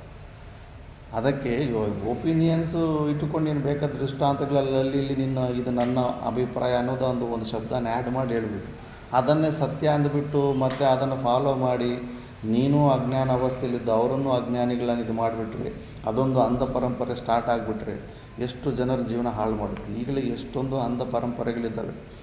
ಏನೇನೋ ಕಾನ್ಸೆಪ್ಟ್ ಮತ್ತು ಎಲ್ಲ ಮನೆಗಳು ಬಿಟ್ಟು ಎಲ್ಲ ಪರಿಶ್ರಮನೂ ಸಮಾನವಾಗಿ ಮಾಡ್ತಾಯಿರ್ತಾರೆ. ಜಸ್ಟ್ ಐಡಿಯಾಸ್ ಡಿಫ್ರೆನ್ಸಲ್ಲಿ ಅಲ್ಲೇ ಸಿಕ್ಕಾಕೊಂಡ್ಬಿಡ್ತಾರೆ. ಅಲ್ಲೇ ಜಿದ್ದಿತನ. ನಮ್ಮ ಬಾರಾಬಂಕಿಯಲ್ಲಿ ಒಬ್ಬರು ಪೇರೆಂಟು ಸಣ್ಣ ವಯಸ್ಸಿನಲ್ಲಿ ಮಕ್ಕಳನ್ನು ಒಳ್ಳೆ ಇಂಟೆಲಿಜೆಂಟ್ ಮಾಡಬೇಕಂದ್ಬಿಟ್ಟಿದ್ದನು ಮನೆಯಲ್ಲಿ ಅವರಿಗೆ ಇದು ಡಿಬೇಟ್ ಸೆಷನ್ ಇಟ್ಟನಂತೆ. ಎಸ್ಸೆ ರೈಟಿಂಗು ಇವೆಲ್ಲ ಬರ್ತಾ ಇರ್ತಾವಲ್ಲ, ಆದ್ದರಿಂದ ಇಬ್ಬರು ಅಣ್ಣ ತಮ್ಮಂದರು, ಒಬ್ಬನಿಗೆ BJP ಪಾರ್ಟಿ ಪರ ಮಾತಾಡಬೇಕು, ಒಬ್ಬನಿಗೆ ಕಾಂಗ್ರೆಸ್ ಪಾರ್ಟಿ ಪರ ಮಾತಾಡಬೇಕು ಅಂದ್ಬಿಟ್ಟು ಅದರಲ್ಲಿ ಅವ್ರ ಸ್ವಂತ ಇನ್ಫಾರ್ಮೇಷನ್ ಕಲೆಕ್ಟ್ ಮಾಡಿಬಿಟ್ಟು ಹೆಂಗೆ ವಾದ ಪ್ರತಿವಾದ ಮಾಡ್ಕೊತ ಬೆಳೆದುಬಿಟ್ಟಿದ್ದಾರೆ ಅಂದರೆ, ಈಗ ಅವರು ದೊಡ್ಡವರಾಗ್ಬಿಟ್ಟಿದ್ದಾರೆ. ಅವನು ಸಣ್ಣವನು, ಅವನು ಕಾಂಗ್ರೆಸ್ ಪಾರ್ಟಿಯಲ್ಲೇ, ಮತ್ತು ಅವನ ಹತ್ರ ಯುಕ್ತಿಗಳು ಹಂಗೆ ತಯಾರು ಮಾಡ್ಕೊತಾನೆ. ನಮ್ಮ ಪಾರ್ಟಿ ಬೆಸ್ಟು ಅಂದ್ಬಿಟ್ಟಿದ್ದಾನೆ, ಅದನ್ನೇ ಎತ್ತಿ ತೋರಿಸೋದು. ಅವನು ಜೀವನದಲ್ಲೇ ಅದನ್ನು ಅಳವಡಿಸ್ಕೊಂಡ್ಬಿಟ್ಟಿದ್ದಾನೆ. ಯಾಕಂದರೆ ಮನಸ್ಸನ್ನು ಈಗೋ ಪ್ರಾಬ್ಲಮ್ ಏನಂದರೆ ಅದು ಸೋಲು ಒಪ್ಪೋದಿಲ್ಲ. ನಾನು ಹೇಳಿರೋ ತತ್ವ ಅದೇ ಕರೆಕ್ಟು, ನಾನು ಅದನ್ನೇ ನಂಬ್ತೀನಿ, ನಾನು ನನ್ನ ಜೀವನ ಹಂಗೆ ನಡೆಸ್ಕೊತೀನಿ.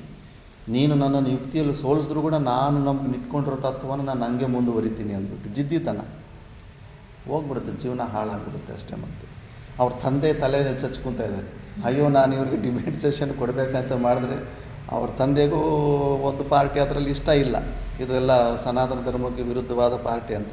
ಆದರೆ ಅವ್ನು ನೋಡಿದ್ರೆ ಅದನ್ನು ಗಟ್ಟಿಗೆ ಇಟ್ಕೊಂಡ್ಬಿಟ್ಟಿದ್ದಾನೆ. ಹಂಗಾಗ್ಬಿಡುತ್ತೆ ಮೈಂಡು. ಅದಕ್ಕೆ ಯಾವುದೇ ಒಂದು ಕಾನ್ಸೆಪ್ಟನ್ನು ಪ್ರೀ ಕನ್ಕ್ಲೂಷನ್ಸ್ ಮಾಡ್ಕೋಬಾರ್ದು, ತುಂಬ ಡೇಂಜರ್. ನಮಗೆ ಮೈಸೂರಲ್ಲಿ ಸ್ವಾಮೀಜಿ ನೀನು ಘಾಟ್ಕ ಪಾನಿ ಪೀ ಚುಕ್ಕೆ ಹೋ, ಎಲ್ಲ ಆ ಚರಿತ್ರೆ ಈ ಚರಿತ್ರೆ ಅದು ಇದು ಮಾಡಿಬಿಟ್ಟು ಎಷ್ಟೊಂದು ಪೂರ್ವ ನಿಶ್ಚಯಗಳು, ಮುಂಚೆನೇ ಕೆಲವೊಂದು ನಿಶ್ಚಯಗಳು ಮಾಡ್ಕೊಂಬಿಟ್ಟಿದ್ಯಾ, ನನಗೆ ಅವೆಲ್ಲ ತೆಗಿಬೇಕಂದ್ರೆ ಸುಮಾರು ಸಮಯ ಆಗುತ್ತೆ ಈಗ ಅಂದ್ಬಿಟ್ಟು. ಅದಕ್ಕೆ ಆ ಡಿಸ್ಕಷನ್ನಲ್ಲಿ ಸ್ಥೂಲ ನಿಕನ ನ್ಯಾಯ ಮಾಡಬೇಕು. ನಾನು ಸೆಟ್ಲ್ ಮಾಡಿರೋ ಅಂಥ ಒಂದು ಡಿಸಿಷನ್ನು ಅದು ಯುಕ್ತಿಗಳಿಂದ ಶೇಕ್ ಆಗ್ತಿದೆ ಇಲ್ವಾ ಅಂದ್ಬಿಟ್ಟಿದ್ದು ನಾವು ಭಾಷ್ಯದ ಓದಿದ್ರೆ ಅಲ್ಲಿ ಗೊತ್ತಾಗುತ್ತೆ. ಕ್ವಶನ್ನು ಆನ್ಸರು ಈ ಪ್ರಕಾರದಲ್ಲಿ ವಿಚಾರ ಮಾಡ್ತಿದ್ರೆ ಆವಾಗ ಕನ್ಫರ್ಮ್ ಆಗುತ್ತೆ. ಅಲ್ಲಿ ತನಕ ಬೇಗನೆ ಅದನ್ನು ನಂಬಿಬಿಟ್ಟು ಡಿಸಿಷನ್ ತಗೋಬಾರ್ದು. ಜೀವನಗಳು ಕಲ್ಪಗಳು ವೇಸ್ಟ್ ಆಗಿಬಿಡುತ್ತೆ ಅಂತ ಚೋಟ ಮಹಾರಾಜ್ ಅಂದಿದ್ರಂತೆ. ಸುಮ್ಮನೆ ಆ ಪುಸ್ತಕ ಈ ಪುಸ್ತಕ ಎಲ್ಲೂ ಹೋಗೋಕ್ಕೆ ಹೋಗಬಾರ್ದು. ಮತ್ತು ನಿರಸ್ತ ಸರ್ವಸಂದೇಹೋ ಏಕೀಕೃತ್ಯ ಸುದರ್ಶನಂ ರಹಸ್ಯಂ ಯೋ ದರ್ಶಯತಿ ಭಜಾಮಿ ಗುರುಮೀಶ್ವರಂ. ನಿರಸ್ತ ಸರ್ವಸಂದೇಹ, ಆತ್ಮ ವಿಷಯದಲ್ಲಿ ಯಾವುದೇ ಪ್ರಕಾರವಾದಂಥ ಸಂದೇಹ ಇರೋದಿಲ್ಲ. ಅದನ್ನು ಕಿಂ ಕರೋಮಿ ಸ್ವಹ ಕಿಂ ಕರೋಮಿ, ಇವತ್ತೇನು ಮಾಡಲಿ ನಾಳೆ ಏನು ಮಾಡಲಿ, ಈ ಥಾಟ್ಸ್ಗೆ ಅವರಲ್ಲಿ ಅವಕಾಶವಿರಲ್ಲ. ಕ್ರಿಸ್ಟಲ್ ಕ್ಲಿಯರ್ ಆಗಿರುತ್ತೆ ಅವ್ರ ಜೀವನ. ಅವ್ರಿಗೆ ಮತ್ತೆ ಇನ್ನೊಂದು ಯಾರ ಹತ್ರ ಏನೋ ತಿಳ್ಕೋಬೇಕು, ಏನೋ ಹೊಂದಬೇಕು ಅನ್ನೋದು ಏನು ವೃತ್ತಿಗಳೇ ಇರೋದಿಲ್ಲ, ಸೆಟಲ್ಡ್ ಆಗಿಬಿಟ್ಟಿರುತ್ತೆ. ಅಂಥ ಗುರುವ್ರಿಗೆ ಸುದರ್ಶನಂ, ಸರಿಯಾಗಿ ನಮ್ಮ ಆತ್ಮ ಸ್ವರೂಪವನ್ನು ಬಿಡಿಸಿ ಚೆನ್ನಾಗಿ ದರ್ಶನ ಮಾಡಿಕೊಟ್ಟಿರೋಂಥ ಗುರುವಿಗೆ ರಹಸ್ಯಂ ಯೋ ದರ್ಶಯತಿ ಭಜಾಮಿ ಗುರುಮೀಶ್ವರಂ ಅಂತ ಗುರುಗಳಿಗೆ ನಾನು ನಮಸ್ಕಾರ ಮಾಡ್ತೀನಿ. ಜ್ಞಾನಹೀನೋ ಗುರುಸ್ತ್ಯಾಜೋ ಮಿಥ್ಯಾವಾದಿ ವಿಡಂಬಕಃ ಸ್ವವಿಶ್ರಾಂತಿಂ ನ ಜಾನಾತಿ ಪರಂ ಶಾಂತಿಂ ಕರೋತಿ ಕಿಂ. ಜ್ಞಾನಹೀನನಾಗಿರೋ ಅಂಥವನು ಗುರುತ್ಯಾಜಿ, ಗುರುಗಳನ್ನು ನೆಗ್ಲೆಕ್ಟ್ ಮಾಡಿ ಬಿಟ್ಬಿರೋ ಅಂಥವನು, ಮಿಥ್ಯಾವಾದಿ ವಿಡಂಬಕಃ, ಸುಮ್ಮನೆ ಮಿಥ್ಯಾವಾದಿ ಢಂಬಾಚಾರ ತೋರಿಸ್ಕೊಳ್ಳೋಂಥವನು, ಸ್ವವಿಶ್ರಾಂತಿಂ ನ ಜಾನಾತಿ, ಅವನಿಗೆ ಗತಿ ಇಲ್ಲ, ಅವನೇ ಒಳ್ಳೆಯ ಪಾಪ್ಕಾರ್ನು ಹೆಂಚ ಮೇಲೆ ಹಾಕಿದ್ರೆ ಪಟ್ ಅಂತ ಇರ್ತಲ್ಲ, ಅಷ್ಟು ಮನಃಶಾಂತಿ ಹಾಳು ಮಾಡ್ಕೊಳ್ಳೋ ಸ್ಥಿತಿಲಿದ್ದಾನೆ. ಸ್ವವಿಶ್ರಾಂತಿಂ ನ ಜಾನಾತಿ ಪರಂ ಶಾಂತಿಂ ಕರೋತಿ ಕಿಂ, ಇನ್ನೊಬ್ಬರಿಗಿನ್ನೂ ಶಾಂತಿಯನ್ನು ಕೊಡ್ತಾನೆ. ಅವನೇ ಸೂಪರ್ ಸೆನ್ಸಿಟಿವ್ ಆಗಿಬಿಟ್ಟು ಇಷ್ಟು ವಿಚಿತ್ರವಾಗಿದ್ದರೆ ಅವನಿಗೆ ಇನ್ನೊಬ್ಬರಿಗೆ ಶಾಂತಿ ಅವನಿಂದ ಹೆಂಗೆ ಸಿಗುತ್ತೆ? ಇಲ್ಲ, ಶಾಂತವಾಗಿರುವಂಥ ಗುರುಗಳೇ ಶಿಷ್ಯನಿಗೆ ಅಂಥ ಶಾಂತಿ ಸ್ಥಿತಿಗೆ ಕರ್ಕೊಂಡು ಹೋಗೋಕ್ಕೆ ಸಾಧ್ಯ ಆಗುತ್ತೆ. ಅಷ್ಟೇ ಬಿಟ್ಟು ಇಂಥವ್ರಿಗೆಲ್ಲ ಆಗೋದಿಲ್ಲ. ಶಿಲಾಯ ಕಿಂಪರ ಜ್ಞಾನಂ ಶಿಲಾಸಂಗ ಪ್ರತಾರಣೆ ಸ್ವಯಂ ತರ್ತುಂ ನ ಜಾನಾತಿ ಪರಂ ನಿಸ್ತಾರಯೇತ್ ಕಥಂ. ಶಿವನ ಮಾತೆ ಇದು, ಇದನ್ನು ಅನ್ಯತಾ ತಗೋಬಾರ್ದು. ಮೂರ್ತಿ ಪೂಜೆಗಳು ಅವು ಇವು. ಶಿಲಾಯ ಕಿಂಪರ ಜ್ಞಾನಂ ಶಿಲಾಸಂಗಾತ ಪ್ರತಾರಣೆ. ಆ ಕಲ್ಲುಗಳ ಮೇಲೆ ಅಲ್ಲಿ ಮೇಲೆ ವಿಪರೀತವಾದ ಶ್ರದ್ಧೆ ಇಟ್ಕೊತಿರಲ್ಲ, ಮಾತಾಡೋ ದೇವರು ಗುರುದೇವ್ರನ್ನ ಬಿಟ್ಟುಬಿಟ್ಟು ಅಂಥ ಜಾಗದಲ್ಲಿ ಶ್ರದ್ಧೆ ಇಟ್ಕೊತಿರಲ್ಲ. ಆ ಕಲ್ಲು ದೊಡ್ಡ ಫ್ಲಡ್ ಬಂದಾಗ ಮಿಕ್ಕಿದ್ದ ಕಲ್ಲುಗಳೆಲ್ಲ ಒಡ್ಕೊಂಡು ಹೋಗ್ತಾ ಇರ್ತವೆ. ಈ ಕಲ್ಲು ಹೋಗಿ ಆ ಕಲ್ಲನ್ನು ಏನಾದರೂ ಕಾಪಾಡೋಕ್ಕಾಗುತ್ತಾ? ಆ ಕಲ್ಲು ಜಾತಿಲಿರೋ ಇನ್ನೊಂದು ಕಲ್ಲನ್ನೇ ಅದು ಕಾಪಾಡೋಕ್ಕೆ ರಕ್ಷಣೆ ಮಾಡೋಕ್ಕಾಗ್ತಾಯಿಲ್ಲ. ಸ್ವಯಂ ತರ್ತುಮ್ನ ಜಾನಾತಿ ಪರಂ ನಿಸ್ತಾರಯೇತ್ ಕಥಂ. ಇನ್ನೊಬ್ಬರನ್ನ ಅದು ಹೆಲ್ಪ್ ಮಾಡಿ ಕಾಪಾಡುತ್ತೆ ಅಂದರೆ ಹೇಗೆ ನಂಬ್ತೀರಾ ಅಂತ. ಆ ಕಬೀರ್ ದಾಸು ಅವರೆಲ್ಲ ಸುಮ್ಮನೆ ಹೇಳಿಲ್ಲ. ನಾನು ಇದು ಪತ್ತರ ಪೂಜೆತೋ ಅಂದರೆ ನಾನು ಸಣ್ಣ ಒಂದು ಕಲ್ಲನ್ನು ಪೂಜೆ ಮಾಡೋದ್ರಿಂದನೇ ಎಲ್ಲ ಕಲ್ಯಾಣ ಆಗೋದ್ರಿಂದ ನಾನು ಮತ್ತೆ ದೊಡ್ಡ ಬೆಟ್ಟನೇ ಪೂಜೆ ಮಾಡ್ತೀನಿ. ಆ ಬೆಟ್ಟ ಇನ್ನೂ ದೊಡ್ಡದಲ್ಲ, ದೊಡ್ಡ ಕಲ್ಲಲ್ಲ, ಅದನ್ನೇ ಪೂಜೆ ಮಾಡ್ತೀನಿ, ಮತ್ತು ಅದರಿಂದನೇ ನನಗೆ ಕಲ್ಯಾಣ ಆಗಿಬಿಡುತ್ತೆ ಅಂದ್ಬಿಟ್ಟು ಈ ದೃಷ್ಟಿಯಲ್ಲಿ, ಜ್ಞಾನ ದೃಷ್ಟಿಯಲ್ಲಿ. ಆದ್ದರಿಂದ ನಾವು ಅಲ್ಲಿಂದ ಇಲ್ಲಿ ತನಕ ಬರಬೇಕು, ಅಲ್ಲಿ ಸಿಕ್ಕಾಕ್ಕೋಬಾರ್ದು. ಅದಕ್ಕೆ ಯಾರಿಗೆ ಎಷ್ಟು ಮಹತ್ವ ಬುದ್ಧಿ ಕೊಡಬೇಕು ಅಷ್ಟೇ ಕೊಡಬೇಕು. ಗುರುಗಳಿದ್ದಾರೆ. ನಿತ್ಯಾನಂದ ಭಾರತಿ ಅಂತ ಮೊನ್ನೆ ಲತ್ತವರಮಲ್ಲಿ ಜೊತೆ ಬಂದಿದ್ದರಲ್ಲ, ಆ ಲತ್ತವರಮಲ್ಲಿ ಶಂಕರಾನಂದ ಗಿರಿ ಸ್ವಾಮೀಜಿಗಳ ಹತ್ರ ಶಿಷ್ಯರಾಗಿದ್ದರಂತೆ. ಇನ್ನು ಸಣ್ಣ ವಯಸ್ಸಿನಲ್ಲಿ ಶ್ರದ್ಧೆ ಬರಲ್ಲ ಗುರುಗಳ ಮೇಲೆ. ಏನು ಸಾಮಾನ್ಯ ಮನುಷ್ಯನೇ, ನಮ್ಮ ಥರನೇ ಊಟ ಮಾಡ್ತಾ ಇದ್ದಾನೆ, 4-5 ವ್ಯಾಕರಣ ಶಾಸ್ತ್ರ ಸ್ವಲ್ಪ ತಿಳ್ಕೊಂಡಿದ್ದಾನೆ. ಇವನೇನು ದೇವರಲ್ಲ ಬಿಡು. ತಿರುಪತಿಲಿರೋ ದೇವರಂದರೆ ತುಂಬ ದೊಡ್ಡ ದೇವರು, ತುಂಬ ಶಕ್ತಿಶಾಲಿ, ಫೇಮಸ್ಸು ಅನ್ನೋ ಬುದ್ಧಿಗಳು ಹೆಚ್ಚು ಬರ್ತಾ ಇರುತ್ತೆ. ಆ ತಿರುಪತಿಯಲ್ಲಿ ಇರೋ ಅಷ್ಟು ಮಹತ್ವ ಬುದ್ಧಿ ಆ ಗುರು ಮೇಲೆ ಬರೋದಿಲ್ಲ, ಯಾರಿಗೂ ಬರೋಲ್ಲ ಸ್ಟಾರ್ಟಿಂಗಲ್ಲಿ. ಯಾಕಂದರೆ ಈ ಶರೀರ ಸಂಘ ನೋಡಿರ್ತಾರೆ, ಬೇಡ ಬೇಡ ಅಂದರೂ ಕೂಡ ತಪ್ಪಿಸ್ಕೊಂಡು ಹೋಗ್ಬಿಟ್ಟು ತಿರುಪತಿಗೆ ಹೋಗಿರ್ತಾನೆ 16 ವರ್ಷ ವಯಸ್ಸಿನಲ್ಲಿ. ಅಲ್ಲಿ ಹೋದರೆ ಎಷ್ಟು ದಿವಸ ಇರುತ್ತೆ, ಏನಂತ ಇರುತ್ತೆ ಅಲ್ಲಿ. ಒಂದು ವಾರ ತನಕ ಟೈಮ್ ಪಾಸ್ ಮಾಡಿದ್ದಾನೆ, ಮತ್ತು ಏನು ಸಿಗೋದಿಲ್ಲ, ಎಲ್ಲ ಸಮಸ್ಯೆಗಳು ಹಂಗೆ ಯಥಾವತ್ತು ಹಂಗೆ ಇರ್ತವೆ. ಮತ್ತು ತಿರುಗಿ ಬಂದ ಮೇಲೆ ಏನಂದ ವೆಂಕಟರಮಣ ಅಂತ ಕೇಳಿದಂತೆ. ಮಾತಾಡೋ ದೇವ್ರನ್ನ ಬಿಟ್ಟು ಮಾತಾಡದೇ ಇರೋ ನನ್ನ ಹತ್ರ ಯಾಕೆ ಬಂದೆ ಅಂದಿದ್ದಾನೆ ಅಂದಂತೆ. ಅಂದರೆ ಅರ್ಥ ಆಯ್ತು ಅಲ್ಲಿ. ಆ ಥರ ಸಾಕ್ಷಾತ್ ಶಿವ ಹೇಳ್ತಾ ಇರೋದು. ತನ್ನದು ಶಿವಲಿಂಗ ಇಟ್ಕೊಂಡು ಪೂಜೆ ಮಾಡ್ತೀವಲ್ಲ, ನಂದು ಶಿವಲಿಂಗ ಒಂದು ಪೂಜೆ ಮಾಡ್ಕೊಳ್ಳಿ ಅಂತ ಹೇಳ್ತಾ ಇಲ್ಲ. ಮಾತಾಡೋ ದೇವರಿದ್ದಾಗ ಮಾತಾಡದೇ ಇರೋವಂಥ ಅದರಲ್ಲಿ ಬೇರೆ ಜಾಗದಲ್ಲಿ ಮಹತ್ವ ಬುದ್ಧಿ ಇಟ್ಕೋಬಾರ್ದು.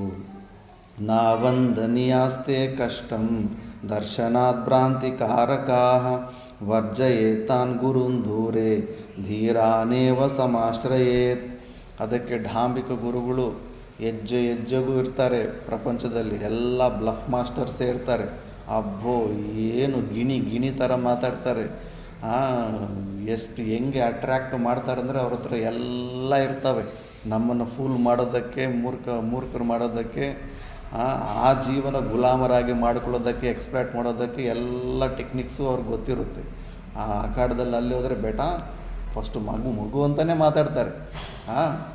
ಊಟ ಮಾಡು, ಅದು ಮಾಡು, ತೋರಿಸೋ ಪ್ರೀತಿ ನೋಡಿಬಿಟ್ರೆ ಅಬ್ಬಬ್ಬಬ್ಬ, ಇಂಥ ಪ್ರೀತಿ ನನಗೆ ಎಲ್ಲೂ ಯಾರು ಸಿಕ್ಕೇ ಇಲ್ವಲ್ಲ, ಯಾರು ಕೊಟ್ಟೇ ಇಲ್ವಲ್ಲ ಅನ್ಸ್ಬಿಡುತ್ತೆ. ಮತ್ತೆ ಗೊತ್ತಾಗುತ್ತೆ, ಅಯ್ಯೋ ಎಂಥ ಜಾಗದಲ್ಲಿ ಬಂದು ಸಿಕ್ಕಾಕ್ಕೊಂಡ್ಬಿಟ್ಟಿದ್ದೀನಪ್ಪ, ಹೊರಗಡೆ ಬರೋಕ್ಕೂ ಆಗ್ತಾಯಿಲ್ಲ, ಇರೋಕ್ಕೂ ಆಗ್ತಾಯಿಲ್ಲ ಅಂದ್ಬಿಟ್ಟು. ಅದಕ್ಕೆ ನಾವಂದನೀಯಾಹಾತೆ ಅಂಥ ಢಾಂಬಿಕ ಗುರುಗಳನ್ನು ನಿನ್ನ ಪುಣ್ಯ ಫಲ ಹೆಚ್ಚಿದ್ರೆಗನ ಆ ತೀಕ್ಷ್ಣ ಬುದ್ಧಿ ಭಗವಂತದ್ದು ಕೊಟ್ಟೆ ಕೊಡ್ತಾನೆ. ಅಂಥವ್ರ ದರ್ಶನವೂ ಮಾಡಬಾರ್ದು.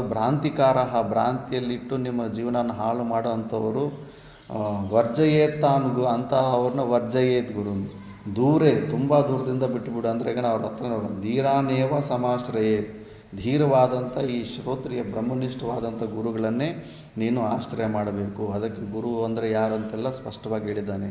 ಯಾರಂದರೆ ಅವರೆಲ್ಲ ಗುರುಗಳಲ್ಲ ಅಂದ್ಬಿಟ್ಟು. ಮತ್ತು ಮಿಕ್ಕಿದ್ದು ನಾವು ನೆಕ್ಸ್ಟ್ ಕ್ಲಾಸಲ್ಲಿ ನೋಡೋಣ. ಓಂ ಪೂರ್ಣಮದಃ ಪೂರ್ಣಮಿದಂ ಪೂರ್ಣಾತ್ ಪೂರ್ಣಮುದಚ್ಯತೆ ಪೂರ್ಣಸ್ಯ ಪೂರ್ಣಮಾದಾಯ ಪೂರ್ಣಮೇವಾವಶಿಷ್ಯತೆ. ಓಂ ಶಾಂತಿ ಶಾಂತಿ ಶಾಂತಿ.